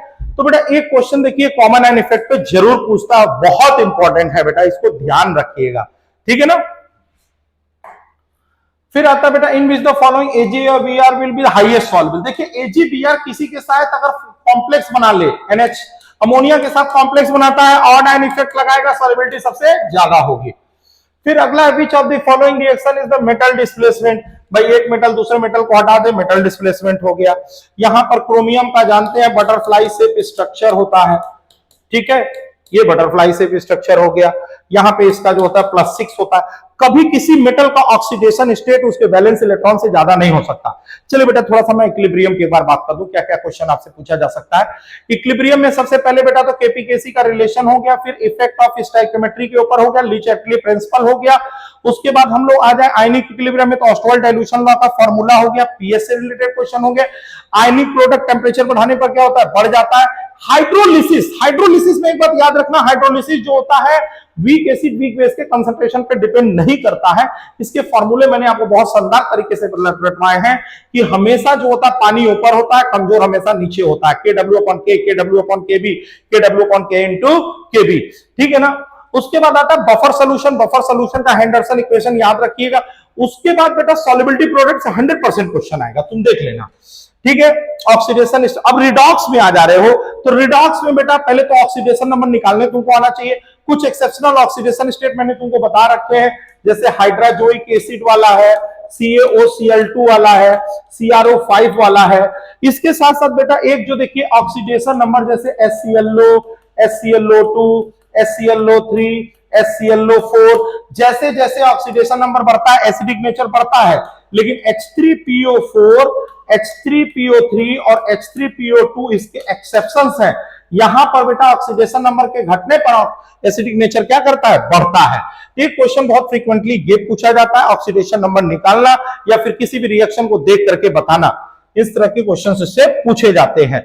हाँ वो चीजें मैंने बोला ना, ऑक्सी एसिड ऑफ फास्फोरस आपको याद होना चाहिए, phosphoric acid, phosphorus acid, hypophosphorous acid, chlorous acid, chloric acid, ऐसे नाम देकर के भी ऑक्सीडेशन स्टेट आपसे पूछ सकता है। ये सब याद रखिएगा बेटा। जैसे कह रहा है कि इसका मॉलिक्यूलर फॉर्मूला बताइए, कुछ नहीं करना है, वैल्यू को पुट करिए, जिसकी वैल्यू 0 आ जाए वही क्या है, मॉलिक्यूलर फॉर्मूला है। और H4P2O7। अब इसमें देखिए जरा ये क्वेश्चन दे रहा है कि कौन सा अंडरगो डिस्प्रपोर्शनेशन। जैसे मान लीजिए आप इसको पकड़िए तो बेटा HBRO चेंज हुआ Br2 में, तो यहां देखिए ये +1 से 0 गया तो इसका क्या हुआ, रिडक्शन। ये इसका रिडक्शन पोटेंशियल हो गया। और यही HBRO गया BrO3 माइनस में, तो ये +1 से +5 में गया तो इसका ऑक्सीडेशन हुआ। इसका रिडक्शन पोटेंशियल और इसका ऑक्सीडेशन, इसको रिवर्स करना पड़ेगा तब ना ऑक्सीडेशन मिलेगा इसका, ठीक है ना भाई। ये तो इसका रिडक्शन है तो इसका ऑक्सीडेशन करना है, तो -1.5 और 1.595 इनको जोड़िए, जोड़ने पे वैल्यू अगर पॉजिटिव आ जाती है इसका मतलब यही क्या होगा, डिस्प्रोपोर्शनेशन रिएक्शन देगा। इसको भी चेक करना हो तो बेटा इसका और इसका दोनों का ऑक्सीडेशन और रिडक्शन जोड़ दीजिए। स्टेबिलिटी देखिए, इनर्ट पेयर इफेक्ट देखो बेटा, inert pair effect, lower oxidation state की स्टेबिलिटी नीचे जाने पर बढ़ती है और हायर की घटती है, बहुत इंपॉर्टेंट है इनर्ट पेयर इफेक्ट। ये देखो बेटा back bonding very very important, फंस गया एग्जाम में, दिमाग लगाना बेटा। BF3, BCl3, BBr3, BI3 ना पूछे, ऐसा हो नहीं सकता। हम सोचते हैं कि फ्लोरीन की इलेक्ट्रोनेगेटिविटी ज्यादा है, फ्लोरीन की इलेक्ट्रोनेगेटिविटी ज्यादा है तो इलेक्ट्रॉन को खींच लेगा। अरे भिखारी से क्या खींचोगे भैया, ऑलरेडी इसके पास इलेक्ट्रॉन डेंसिटी ऑलरेडी क्या है, कम है। तो जाहिर सी बात हम देखते हैं बोरॉन और फ्लोरीन दोनों की साइज 2p2p, यहां बैक डोनेशन होता है तो 2p2p डोनेशन ज्यादा होता है, इसलिए इसका लिविस एसिड कैरेक्टर कम हो जाता है। यहां पर बोरॉन और आयोडीन में आयोडीन की साइज बड़ी होती है, इसकी छोटी होती है, इसलिए बैक डोनेशन कम होता है, इसलिए मोस्ट लिविस एसिडिक हो जाता है बेटा। देखिए density of 2m is this the molality. भैया देखो सीधी सी बात है, कुछ रिलेशन बड़की मैडम अपॉन छोटकी madam equal to director sir ma'am upon क्या हो गया 1000। ये मोलैलिटी, मोलैलिटी और डेंसिटी का relation. X solute upon X solvent equal to molality into molecular weight of solvent by 1000। X से निकालिए मोलैलिटी, 100% पूछा जाने वाला क्वेश्चन है यार। उसके बाद मोलैरिटी का एक formula, molarity is equal to weight percent into density into 10 upon molecular weight, या weight by volume percent into 10 upon molecular weight. इतने में क्वेश्चन जरूर फंस जाएंगे तुम्हारे सारे के सारे। बेसिक फार्मूला आप जानते हैं मोलैरिटी, नॉर्मेलिटी, मोलैलिटी का। मोलैलिटी है जो भाई टेम्परेचर पे डिपेंड नहीं करती है। जितने भी वेट रिलेटेड होते हैं बेटा वो टेम्परेचर पे डिपेंड नहीं करते हैं। मोल फ्रैक्शन अभी मैंने बताया ना, X solute upon X solvent small है, molecular weight of solvent upon 1000। ठीक है, एक क्वेश्चन और याद रखना बेटा, मोलरिटी ऑफ वाटर पूछता है तो molarity is equal to density upon molecular weight into क्या होता है 1000, 55.5 वाला बेटा। ठीक है, arrange the following compound in increasing order of solubility in chloroform. Chloroform non polar है तो जो नॉन पोलर होगा उसकी सॉल्युबिलिटी क्या होगी सबसे ज्यादा। ठीक है ना, नॉन पोलर की सॉल्युबिलिटी सबसे ज्यादा, जिसका डाइपोल मोमेंट कम होगा उसकी सॉल्युबिलिटी ज्यादा होगी, डाइपोल मोमेंट ज्यादा होगा तो सॉल्युबिलिटी कम होगी। तो आंसर हो गया ए। कुछ नहीं सोचना बेटा, KH इनवर्सली प्रोपोर्शनल सॉल्युबिलिटी के होता है। टेम्परेचर बढ़ाने पर KH की वैल्यू बढ़ती है, हमेशा ध्यान रखिएगा। हेनरी लॉस का simple formula P gas equal to KH into X gas. NCERT के 2 क्वेश्चन है, उसमें से एक क्वेश्चन जरूर पूछ लेता है बेटा।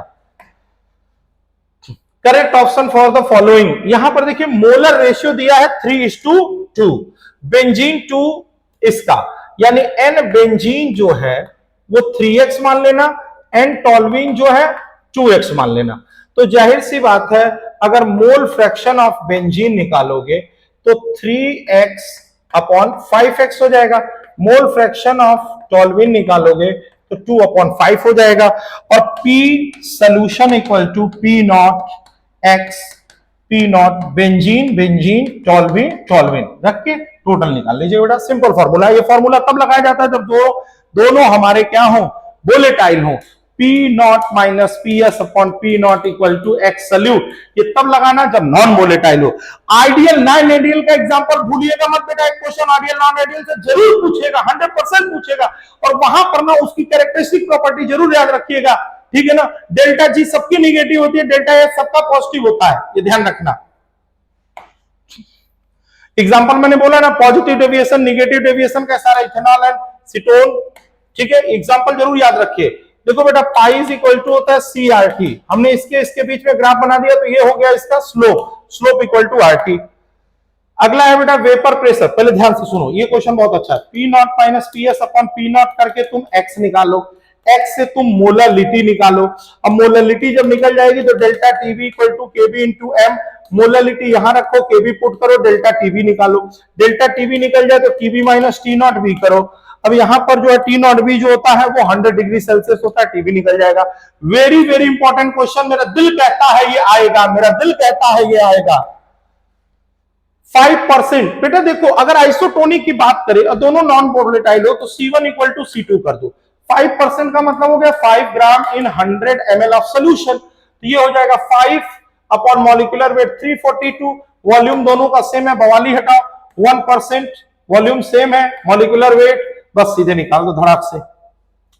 Out of 0.1 aqua solution which exit the largest freezing point. सुन लो पहले ध्यान से, 100% क्वेश्चन आएगा, गोली मारने वाला क्वेश्चन है बेटा। जिसके पास जितने ज्यादा आयन उसकी कॉलिगेटिव प्रॉपर्टी क्या होगी, ज्यादा। कॉलिगेटिव प्रॉपर्टी ज्यादा तो बॉइलिंग पॉइंट ज्यादा, वेपर प्रेशर कम, और फ्रीजिंग पॉइंट भी क्या होगा, कम। 100% ये क्वेश्चन पूछता है, हर साल पूछता है, पिछले साल भी पूछा, इस साल भी पूछेगा। हो सकता है फ्रीजिंग पॉइंट, बॉइलिंग पॉइंट या फिर वेपर प्रेशर किसी से भी रिलेट करके पूछ ले बेटा। ठीक है ना, देखो 3 ही फैक्टर हैं, एक तो नंबर ऑफ आयन से देखते हैं, दूसरे मॉलिक्यूलर वेट से देखते हैं, और तीसरा हम लोग कंसंट्रेशन से देखते हैं। बात खत्म। चलिए, number of mole of ion, 1 mole of ionic compound produce being dissolve in water. यहां पे दिया हुआ है आपको molarity of ionic compound freezes at this, कुछ नहीं करना बेटा, delta TF equal to IF into KF into M। One half factor का काम वही होता है, वो यूज किया जाता है जहां पर हमारे आयन डिसोसिएट हो या एसोसिएट हो। डिसोसिएशन का formula I minus N by N minus 1 होता है, एसोसिएशन का 1 माइनस I 1 बाई N होता है। याद रखना, कभी कोई छोटा सा क्वेश्चन बनता है, डिसोसिएशन में I की वैल्यू ग्रेटर देन, एसोसिएशन में लेस देन 1, और न टूटे न जुटे, वहां I बराबर 1 हो जाता है। देखो बेटा ये क्वेश्चन बहुत अच्छा है, ध्यान से समझ लीजिएगा क्या होता है। ये कभी भी ये इंटेंसिव प्रॉपर्टी इसको डायरेक्टली जोड़ा या घटाया नहीं जा सकता, इसके लिए इसको डेल्टा G में बदलना होता है, minus NF E dot cell करके। यहां पर देखिए अगर इसका डेल्टा G01 बनाए तो यहाँ पे 2 इलेक्ट्रॉन है, -2 इंटू एफ इंटू 0.337। यहां पर बेटा डेल्टा G02 बनाए तो -1 इंटू एफ इंटू 0.153। यहां पर डेल्टा G03 बनाए तो -1 into F into E0 cell, जिसकी वैल्यू हमको क्या करनी है, पता करनी है। और हमें अगर ये इक्वेशन निकालना है, ये वाला इक्वेशन क्या करना है, पता करना है, तो किसको किसमें जोड़े घटाएं। यहां देखिए Cu+1 इधर है और ये इधर है, ये माइनस हो जाएगा। Cu+1 सेम साइड है तो प्लस हो जाएगा, यानी delta G3 is equal to delta G1 minus delta G02। इतना रखिए, आंसर निकालिए, काम पे चलिए। द प्रेशर, मान लीजिए बेटा 2 hydrogen ion plus 2 electron change into क्या है, H2 है। मैंने यहां पे लिखा E0 H प्लस से H2 बराबर E0 H प्लस से H2 minus 0.059/2 log P hydrogen upon hydrogen ion का स्क्वायर। अब यहां पर देखिए बेटा हाइड्रोजन आयन कंसंट्रेशन यहां लेना होगा, 10⁻⁷ ले लेंगे। ये PH2 हमको क्या करना है, निकालना है। ये भी 0 हो जाएगा, ये भी 0 हो जाएगा। ये देखिए बेटा नस्ट इक्वेशन, नस्ट इक्वेशन एकदम सिंपल है बेटा। इलेक्ट्रोकेमिस्ट्री में क्या क्या पूछेगा तुमको पता है, मैं भी बता दे रहा हूं। फैराडे लॉ ऑफ इलेक्ट्रोलिसिस इस बार का सबसे फ्रीक्वेंट क्वेश्चन होगा। E cell is equal to E0 cell minus 0.059/n log concentration of product upon reactant. ये नस्ट इक्वेशन है बेटा, नस्ट इक्वेशन बहुत इंपॉर्टेंट है। फैराडे लॉ ऑफ इलेक्ट्रोलिसिस का इस बार सबसे ज्यादा प्रोबेबिलिटी है क्वेश्चन पूछने का। अगला है बेटा देखिए, ये देखिए बेटा एक क्वेश्चन इससे जरूर पूछता है, रिड्यूसिंग पावर। जिसका रिडक्शन पोटेंशियल कम उसका रिड्यूसिंग पावर ज्यादा, ऑक्सीडाइजिंग पावर कम, रिएक्टिविटी ऑफ मेटल ज्यादा।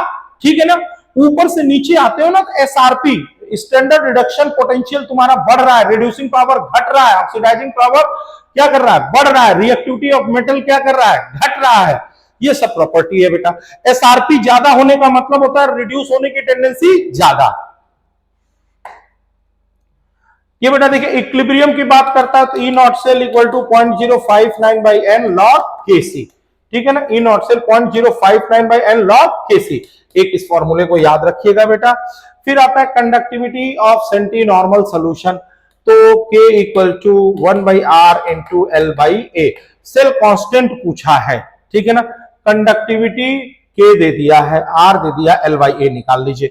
दो ही तो फॉर्मूला है यार, lambda m equal to 1000 K upon molarity, lambda EQ equal to 1000 K upon normality, एक K इक्वल टू होता है 1/r इंटू L/A। ये गिने चुने फॉर्मूले हैं जिन पे ज्यादा क्वेश्चन पूछते हैं, ठीक है। अब देखिए ये क्वेश्चन कोलरास लॉ वाला हमेशा पूछता है बेटा, जिस आयन की कंडक्टिविटी निकालनी हो उसके आयन जहां जहां दिखाई दे उनको क्या करो, जोड़ दो। अल्फा इक्वल टू होता है lambda M at any concentration by lambda M infinite dilution, और के इक्वल टू होता है C alpha square 1 minus alpha. ठीक है, देखिए ये बेसिस सी बात हो गई। एक बात जरूर ध्यान रखिएगा, के की जो वैल्यू होती है डाइल्यूट करने पर सब बढ़ती है लेकिन के घटता है, क्योंकि नंबर ऑफ आयंस पर ml ऑफ सॉल्यूशन क्या होते हैं, घट जाते हैं। देखिए इसमें पूछ रहा है नंबर ऑफ फैराडे। आप हमेशा चेंज इन ऑक्सीडेशन नंबर देखो, यहां -2 से 0 कितने का चेंज हुआ, 2, तो 2 फैराडे। यहां पे +7 से +2 कितने का चेंज हुआ, 5 फैराडे। यहां +2 से +3 कितने का चेंज हुआ, 1 फैराडे। तो change in oxidation number is equal to क्या होता है, फैराडे। देखो बेटा एक क्वेश्चन मेरा दिल कह रहा है इस बार जरूर आएगा, lithium ion, sodium ion, potassium ion, rubidium ion और सीजियम आयन, आयनिक मोबिलिटी, आयनिक मोबिलिटी किसकी सबसे ज्यादा होगी। मैंने बता रखा है बेटा, सबके ऊपर चार्ज सेम है, इसकी साइज छोटी है, साइज छोटी, हाइड्रेशन ज्यादा, हाइड्रेशन एनर्जी ज्यादा, वाटर मॉलिक्यूल ज्यादा जुड़े, वाटर मॉलिक्यूल ज्यादा जुड़ेंगे तो साइज क्या होगी, बढ़ जाएगी, हाइड्रेटेड साइज बढ़नी, मोबिलिटी कम हो जाएगी। फिर कहते हैं mass in gram copper deposited, this voltameter contain copper sulphate 100। बेटा कुछ नहीं, W equal to E upon 96500 I into T। ये फर्स्ट लॉ है, मुझे दिल कहता है मेरा इस बार जरूर पूछेगा क्वेश्चन बेटा। Weight of silver displace by the quantity this, जहां पे तुमको ये लगे ना same quantity electricity cell connected in series, वहां समझ लो तुम्हारा सेकंड लॉ लग रहा है। यहां wait of silver equivalent weight of silver, weight of oxygen equivalent weight of oxygen, भाई ये 108 हो जाएगा, ये 8 हो जाएगा। यहां पर हमको ये पूछ रहा है वेट ऑफ O2 निकालना है, तो 5600 by 2 2400, ये मिल गया मोल, और मोल इनटू मॉलिक्यूलर वेट कर देना, ये वेट मिल जाएगा। तो बेटा फर्स्ट एंड सेकंड लॉ में एक क्वेश्चन आपका आना ही आना है, efficiency equal to delta G upon delta H होता है। तो बेटा इलेक्ट्रोकेमिस्ट्री में क्या तैयार रखना है, फैराडे लॉ ऑफ इलेक्ट्रोलिसिस 100% इस बार प्रोबेबिलिटी बन रही है आपके आने की। देखिए एक चीज और याद रखिएगा बेटा, चार्जिंग और discharging of reaction, charging and discharging lead storage battery का जरूर पढ़ लीजिएगा बेटा।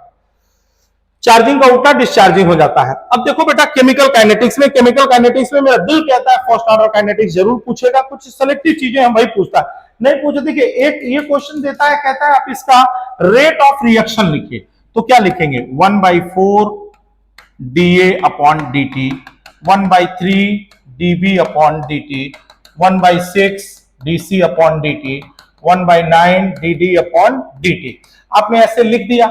आपको कहा rate of formation of C and rate of disappearance of A, the rate of reaction amount B consume interval of second will be. Rate of reaction आपसे पूछ रहा है तो कोई दिक्कत नहीं है, आप dC अपॉन dt की जगह वैल्यू को क्या करिए, पुट कर दीजिए, और this is the rate of reaction. ठीक है, सीधे निकल जाएगा। और जब ये निकल गया तो बाकी सारी वैल्यू भी क्या कर सकते हैं, आप निकाल सकते हैं।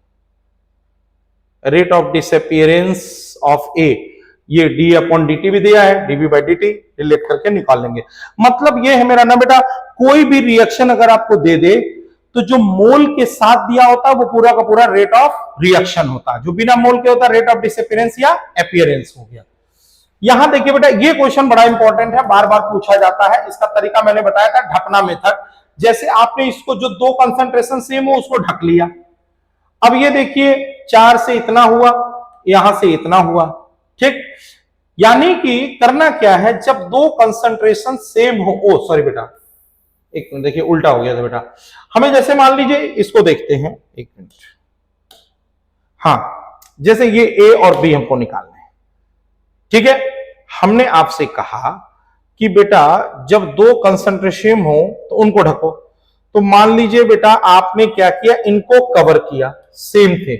1 से 2 ये 2 गुना हुए, 2 से 4 ये भी 2 गुना हुए, यानी इसका मतलब इसके ऊपर पावर क्या हो गया, 1 हो गया, ठीक।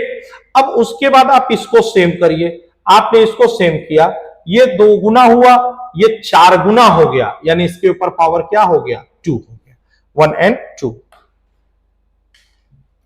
90 mechanism of the hypothetical reaction, जैसे इसमें आपको ये मेन रिएक्शन दी हुई है। सबसे पहले आप स्लो के लिए लिखिए, तो रेट इज इक्वल टू के एक्स, और ये हो गया y2। हम देख रहे हैं x हमारा मेन रिएक्शन में नहीं दिख रहा, तो x कहीं और दिख रहा है, ये देखिए यहां दिख रहा है, तो हम लोग k इक्वल टू, इसको मान लेते हैं इक्विलिब्रियम की रिएक्शन है, k equal to X square upon x2 करते हैं, इस x की वैल्यू उठा के यहां पुट कर देते हैं, सीधे 1.5 आ जाएगा। Half life period for the, आप जानते हैं बेटा formula k equal to 2.303 by T log A not by 80। A not is the initial value, 80 मतलब बचा हुआ 100 माइनस 99.9, ठीक है ना। बहुत आसान है बेटा, टी हाफ और 99.9% में रिलेशन। ये फर्स्ट ऑर्डर काइनेटिक्स से क्वेश्चन 100% पूछता है बेटा, ठीक है ना। ये भी आपके फर्स्ट ऑर्डर काइनेटिक्स भी है, कोई दिक्कत नहीं है बेटा। यहां पर देखिए बेटा इसका फॉर्मूला हम लोग जानते हैं, अगर log base 10 k equal to log base 10 a minus E A upon 2.303 r 1/t लिखते हैं, लेकिन अगर यही ln के साथ होता है तो ln a माइनस ई ए भाई क्या हो जाता है, rt हो जाता है, ठीक है, e अपॉन rt हो जाता है। यहां से देख सकते हैं ग्राफ आ जाएगा, y equal to C minus M X का है। फिर रेट कांस्टेंट देखिए बेटा एक फॉर्मूला है log k2 upon k1 EA upon 2.303 r 1/t1 minus 1/t2, इस फॉर्मूले पे भी ध्यान दीजिएगा। फिर देखिए फॉर रिएक्शन एक्टिवेशन एनर्जी, ये भाई आपने लिखा ना ln k equal to ln a minus A upon rt, ये 0 तो ये 0, k की वैल्यू है क्या हो जाएगी, बराबर हो जाएगी, ठीक है। ये देखिए बेटा क्वेश्चन पूछा हुआ है k1 इक्वल टू k2 जब कर देंगे तो जाहिर सी बात है बेटा दोनों वैल्यू हमारी क्या हो जाएगी, बराबर। यहां पर देखो बेटा ये वैल्यू कुछ मिसिंग हो गई है, यहाँ पे वैल्यू मिस हो गई है, ठीक है ना, वैल्यू आपकी यहाँ मिसिंग हो गई है। k1 and k2 different reaction are 10 to power 16 e power minus 2000 t, और ये यहाँ पर 15 और e पावर -1000 अपॉन टी, कुछ ऐसे था। चलो मैं सॉल्व कर दे रहा हूं। 10⁻16 e पावर -2000 अपॉन टी, यहां 10 मान लीजिए 15 है, e पावर -1000 बाई टी है, 1000 बाई क्या है, टी है। अब इसको इसके नीचे ले आइए, 10⁻16 बाई 10⁻15 और e पावर -1000 अपॉन टी और e पावर -2000 बाई टी, ये ऊपर जाएगा तो प्लस हो जाएगा, ये आएगा 10 equal to e power 1000 by T. दोनों साइड हम लोग ln ले लेते हैं, ln लेंगे तो 2.303 log बेस 10 और ये हो जाएगा 1000 बाई टी। अब ये log 10 की वैल्यू 1 हो जाएगी, t इक्वल टू 1000 बाई 2.303, ये हो जाएगा बेटा। Nitrogen N2 form phosphorus is converted into P4। भाई जानते हैं नाइट्रोजन की साइज जो होती है वो छोटी होती है, ठीक है ना, और इसके पास जो होता है नाइट्रोजन की साइज छोटी होती है, फास्फोरस कन्वर्ट इनटू P4 क्योंकि पी पाई बॉन्डिंग इसके अंदर क्या होती है, वीक होती है, फास्फोरस की साइज जो होती है वो क्या होती है, बड़ी हो जाती है। तो थोड़े से क्वेश्चन और हैं बेटा, हम लोग अभी आगे चल रहे हैं, क्वेश्चंस देखते हैं। यहां पे क्वेश्चन कवर नहीं हो पाए हैं।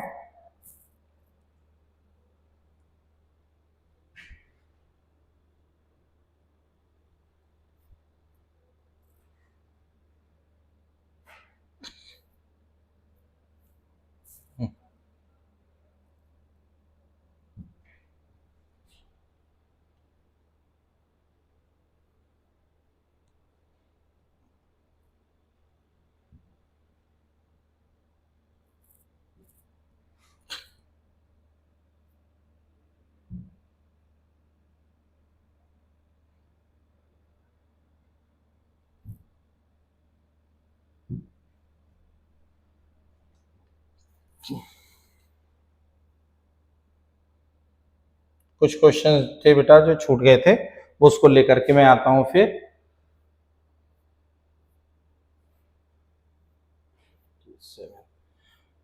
तो बेटा केमिकल काइनेटिक्स में क्या क्या पढ़ना, एक तो rate of reaction, rate of disappearance और अपीयरेंस लिखने आना चाहिए।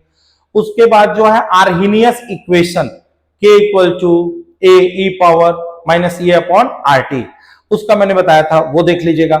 टेम्परेचर से आर्हीनियस इक्वेशन पे कोई फर्क नहीं पड़ता है, ये ध्यान रखिएगा। चलिए बेटा अगला क्वेश्चन है, in which of the following arrangement given sequence not strictly according to the property. ठीक है, अब यहां पर देखिए H2O, H2S, H2SC, H2T, ये इंक्रीजिंग पीके। भाई देखो यहां पर ना इसका एसिडिक नेचर ज्यादा होगा, एसिडिक नेचर ज्यादा तो Ka ज्यादा होगा, पीके कम होगा।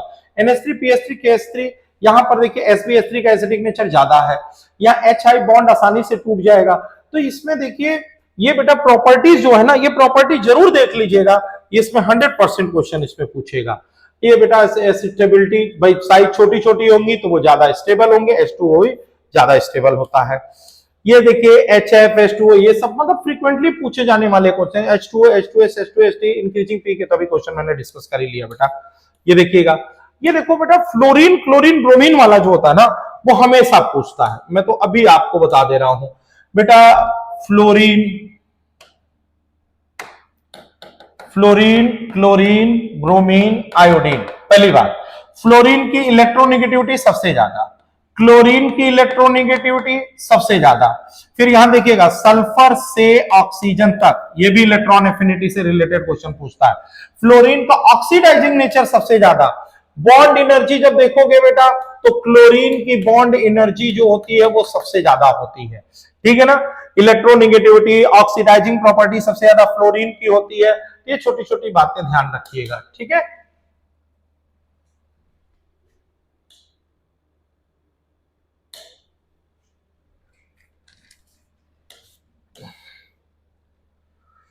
The correct order of increasing bond angle, जरा इसमें देखिए बेटा, जिसके पास जितने ज्यादा लोन पेयर्स हो जाते हैं ना, उसकी बॉन्ड एंगल उतनी कम हो जाती है। जैसे यहां देखिए Cl minus,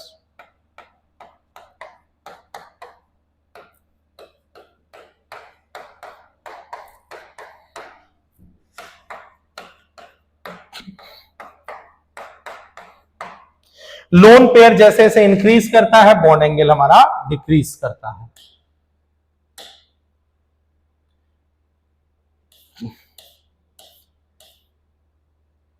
oxidising power electron का एंथैल्पी, बॉन्ड एंथैल्पी, इलेक्ट्रोनेगेटिविटी, बहुत इंपॉर्टेंट है, 100% पूछेगा। एच है, H I, H F B R, H 100% पूछे जाने वाले क्वेश्चन है बेटा। H I, H B R, H F, तो एच आई का एसिडिक नेचर ज्यादा होगा, बॉन्ड लेंथ बड़ा होगा, बॉन्ड एनर्जी कम होगी, रिड्यूसिंग प्रॉपर्टी ज्यादा होगी, क्योंकि आसानी से हाइड्रोजन को क्या करेगा, बाहर। ये क्वेश्चन आए ना, हो नहीं सकता है बेटा।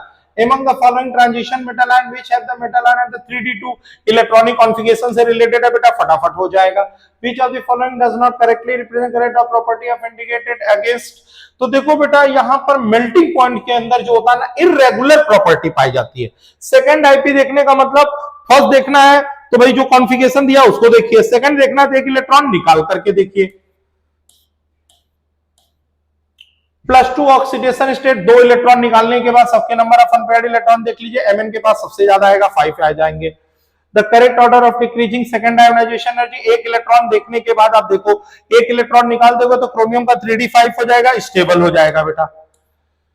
विच of the following does not difference the correct order of indicate, बेटा देखो साइज जो होती है पीरियड में घटती है, अनपेयर्ड इलेक्ट्रॉन ये सारे देख लेंगे बेटा आप लोग। और देखो ट्रांजिशन मेटल की साइज जो होती है ना, जब स्टार्टिंग में आप चलते हो घटती है, फिर आयरन कोबाल्ट निकल में कांस्टेंट हो जाती है, फिर बढ़ जाती है, क्योंकि जेड इफेक्ट पहले घट रहा होता है, फिर कांस्टेंट होता है, फिर सिग्मा क्या होता है, बढ़ जाता है। KMnO4 SO2 है बेटा, रटे हुए क्वेश्चंस हैं। Which of the following is not true, Na2Cr2 से preferred over the K2 in volumetric analysis. Which of the following set of ion oxidising agent, बेटा इसमें क्या होता है ना, देखिए जो हमारा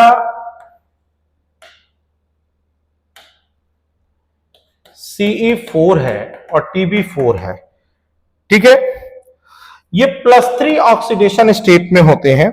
मोस्टली जितने भी लेंथेनाइड होते हैं वो +3 में पाए जाते हैं, और ये इजिली गेट रिड्यूस्ड, ये इजिली रिड्यूस हो जाते हैं, इसलिए मोस्ट ऑक्सीडाइजिंग एजेंट है ये सब।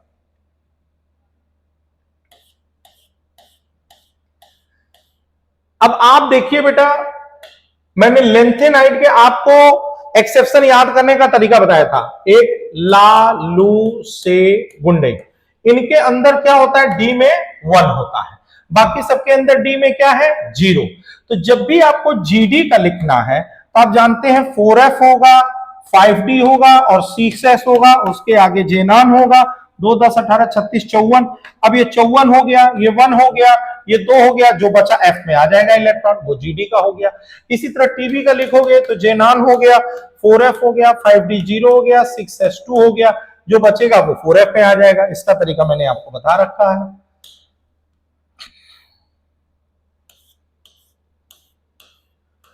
Exhibit colour in aqua solution, जिसके पास अनपेयर्ड इलेक्ट्रॉन होंगे वो कलर प्रॉपर्टी शो करेगा।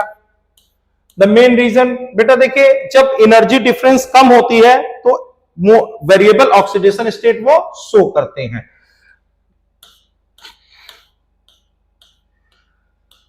आ गया बेटा देखिए correct order of stoichiometry AgCl। देखिए जैसे COCl3 जब बनाएंगे इसको, तो जितने आयन बाहर आए, जैसे मैंने लिखा CO NH3 5Cl, और बाहर कितने गए, 2। अगर इसके बाहर 2 है तो 2 मोल AgCl बनेगा, इसके बाहर 3 है तो इसका 3 मोल बनेगा, इसका 2 बनेगा, इसका 1 बनेगा। मतलब देखिए वर्नर्स थ्योरी में 2 क्वेश्चन पूछता है, मोल ऑफ प्रेसिपिटेट, ब्रैकेट के बाहर जितने आयन होंगे उतना मोल प्रेसिपिटेट बनेगा, जिसके नंबर ऑफ आयन जितना ज्यादा होंगे उसकी कंडक्टिविटी उतनी ज्यादा होगी। तो वर्नर्स थ्योरी से क्वेश्चन हो गया। वैलेंस बॉन्ड थ्योरी में जब आएंगे, NiCO4 sp3 हाइब्रिडाइजेशन होता है, डायमैग्नेटिक होता है। NiCl4-2 dsp2 होता है, डायमैग्नेटिक होता है। NiCl4-2 पैरामैग्नेटिक होता है, sp3 होता है। बाकी PtCl4 हो गया, PdCl4 हो गया, ये सब के सब जो होते हैं स्ट्रॉन्ग फील्ड लिगेंड की तरफ Cl बिहेव करता है। तो याद रखिएगा, ये बहुत इंपॉर्टेंट क्वेश्चन है आपका।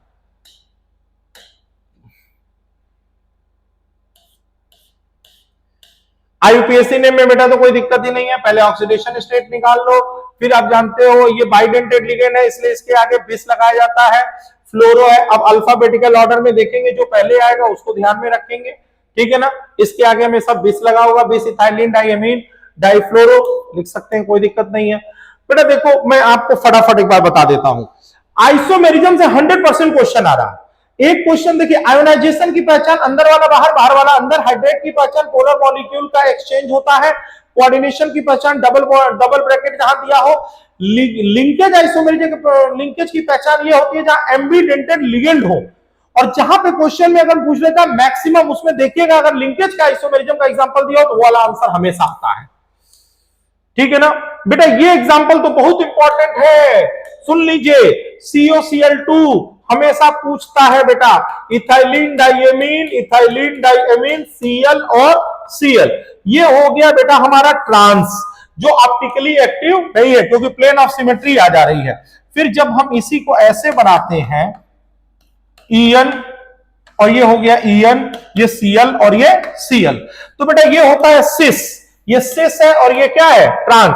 सिस वाला ऑप्टिकली एक्टिव होता है, और ये PTEN थ्राइस, याद रखिएगा ये ऑप्टिकल आइसोमेरिज्म देता है। ये क्वेश्चन पूछे ना हो नहीं सकता है बेटा, 100% पूछने आने वाला है question. Which of the following complex not exhibit isomerism, ठीक है भैया, ये ऑप्टिकल शो करेगा आपका, A2B4 टाइप का है, NiNH3 2Cl2, यहां पर हो गया बेटा, यहां देखिएगा जहां टेट्राहेड्रल जो है हमारा ज्योमेट्रिकल आइसोमेरिज्म शो नहीं करता, और स्क्वायर प्लेनर जो होता है, देखिए सॉरी, स्क्वायर प्लेनर जो होता है, स्क्वायर प्लेनर टेट्राहेड्रल ज्योमेट्रिकल नहीं शो करेगा और स्क्वायर प्लेनर ऑप्टिकल नहीं शो करेगा। मैक्सिमम नंबर ऑफ आइसोमर, यहां देखिए, ये देखिए लिंकेज का एग्जांपल आ गया, मैक्सिमम नंबर ऑफ आइसोमर मिल गया। फिर correct order of the wavelength, wavelength देखना है। आप देखिए जो लिगेंड जितना स्ट्रांग होगा उसके डेल्टा की वैल्यू ज्यादा, गैप ज्यादा, वेवलेंथ कम। ऑर्डर मैंने याद रखा रहा है, आई बाहर, सचिन क्लास से फरार, ओ आज पानी नहीं आया, इडियट अमोनिया घूम रहा कहां, नेपाल, चाइना, कोलंबो। ये बेटा एक स्पेक्ट्रोकेमिकल सीरीज तो आपको याद होनी चाहिए, ये सब मैंने एकदम रटवा रखा है, ठीक है ना। Absorb responsible for the colour, ठीक है, आपको पता ही है बेटा।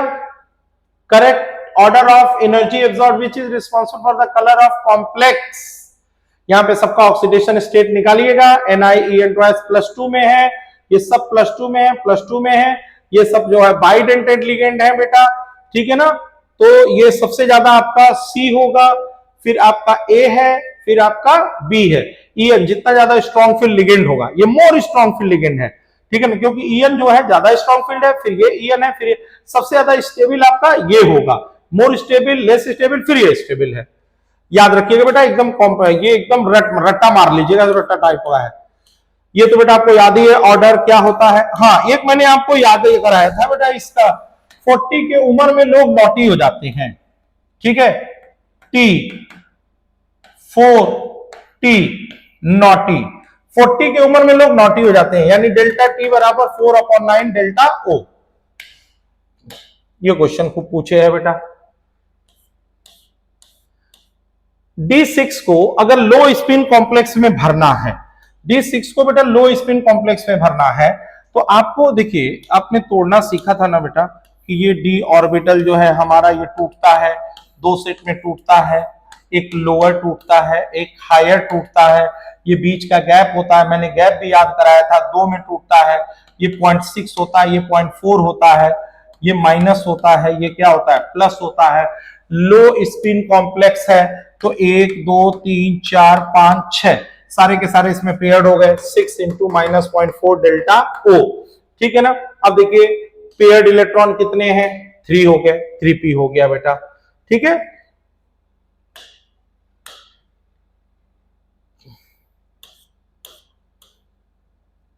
ये सब बता चुका हूं मैं। तो बेटा देखिए, अब हम लोग बात करने ये जा रहे हैं कि कोऑर्डिनेशन कंपाउंड में हमको पढ़ना क्या है। आइसोमेरिज्म, आइसोमेरिज्म में कुछ सेलेक्टिव एग्जांपल है ऑप्टिकल के, PTEN थ्राइस जो कि ऑप्टिकल देता है, PTEN Cl2 ज्योमेट्रिकल और ऑप्टिकल दोनों देता है, ये रटा होना चाहिए, आइसोमेरिज्म से आएगा। फिर मैंने आपको टेट्राहेड्रल में हाइब्रिडाइजेशन सिखा रखा है, D1 D2 D3, इनके साथ कोई भी रहे, D2sp3 होता है, D4 D5 D6 D7, इनके साथ जो स्ट्रॉन्ग फील्ड लिगेंड है तो D2sp3, वीक फील्ड लिगेंड है तो sp3 D2, और D8 D9 D10 के साथ कोई भी रहे हमेशा sp3 D2 ही होता है। हाइब्रिडाइजेशन हो गया, वर्नर्स थ्योरी हो गया, इन सबसे बेटा हाइब्रिडाइज। देखो ये बहुत इंपॉर्टेंट क्वेश्चन है, मैग्नेटिक मोमेंट पूछना, नंबर ऑफ अनपेयर्ड इलेक्ट्रॉन निकालना, कलर, कलरलेस, स्पेक्ट्रोकेमिकल सीरीज याद होना चाहिए, स्पेक्ट्रोकेमिकल सीरीज से जरूर क्वेश्चन पूछेगा, डी ब्लॉक से कम लेकिन इधर से ज्यादा पूछेगा।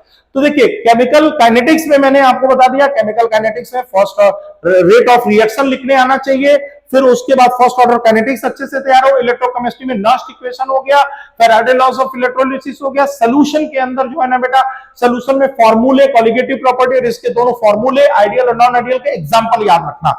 अब बात करें अगर हम लोग ऑर्गेनिक में, तो बेटा देखिए ऑर्गेनिक में बहुत ज्यादा टेंशन लेने की जरूरत नहीं है, जीओसी से क्वेश्चन आएंगे, फिर उसके बाद तुम्हें नेमिंग रिएक्शन याद होना चाहिए।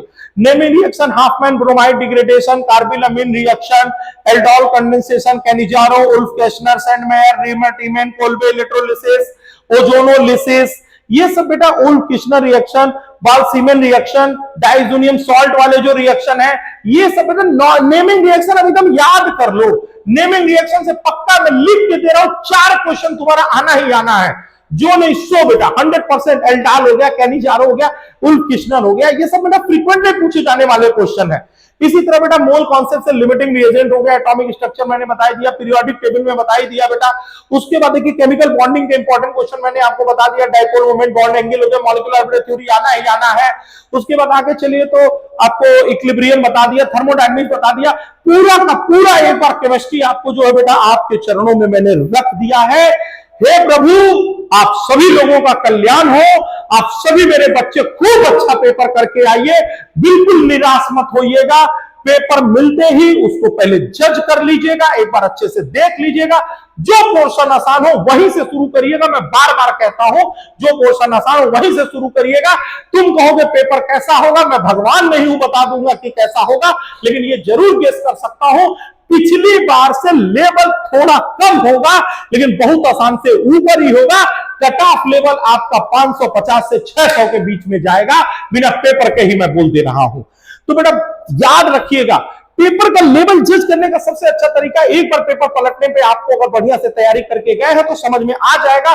परेशान मत होइए, हताश निराश कुछ होने की जरूरत नहीं है, अब जो होना सो होगा। हे मेरे प्यारे बच्चों, अब तुम मेरे रॉक स्टार हो और तुमको रॉक करना है। कॉन्फिडेंस लेवल अपना हाई रखो, सफलता तुम्हारे कदम चूमेगी। सभी लोग अपने इष्ट देवता को याद करिए, अपने घर से आगे बढ़िए और केमिस्ट्री को जगजगाते रहिए, बाकी सब्जेक्ट भी जगजगाते रहिए और अच्छे से पेपर देकर आइए बेटा। फिजिकल के सारे फॉर्मूले रिवाइज कर लो, इनऑर्गेनिक के इंपॉर्टेंट पॉइंट्स रिवाइज कर लो, और उसके बाद जो बचा तुम्हारा ऑर्गेनिक में नेमिंग रिएक्शन पढ़ते रहो और उसके पेपर देके आओ। जय माता दी, सभी लोगों के पेपर बहुत अच्छे हो। जय जय हिंदुस्तान, जय हो निट और जय हो हमारे प्यारे बच्चे, सभी लोग डॉक्टर बने, ये मेरी भगवान से यही गुजारिश है, दुआ है। जय हिंद, जय Bharat. Thank you so much.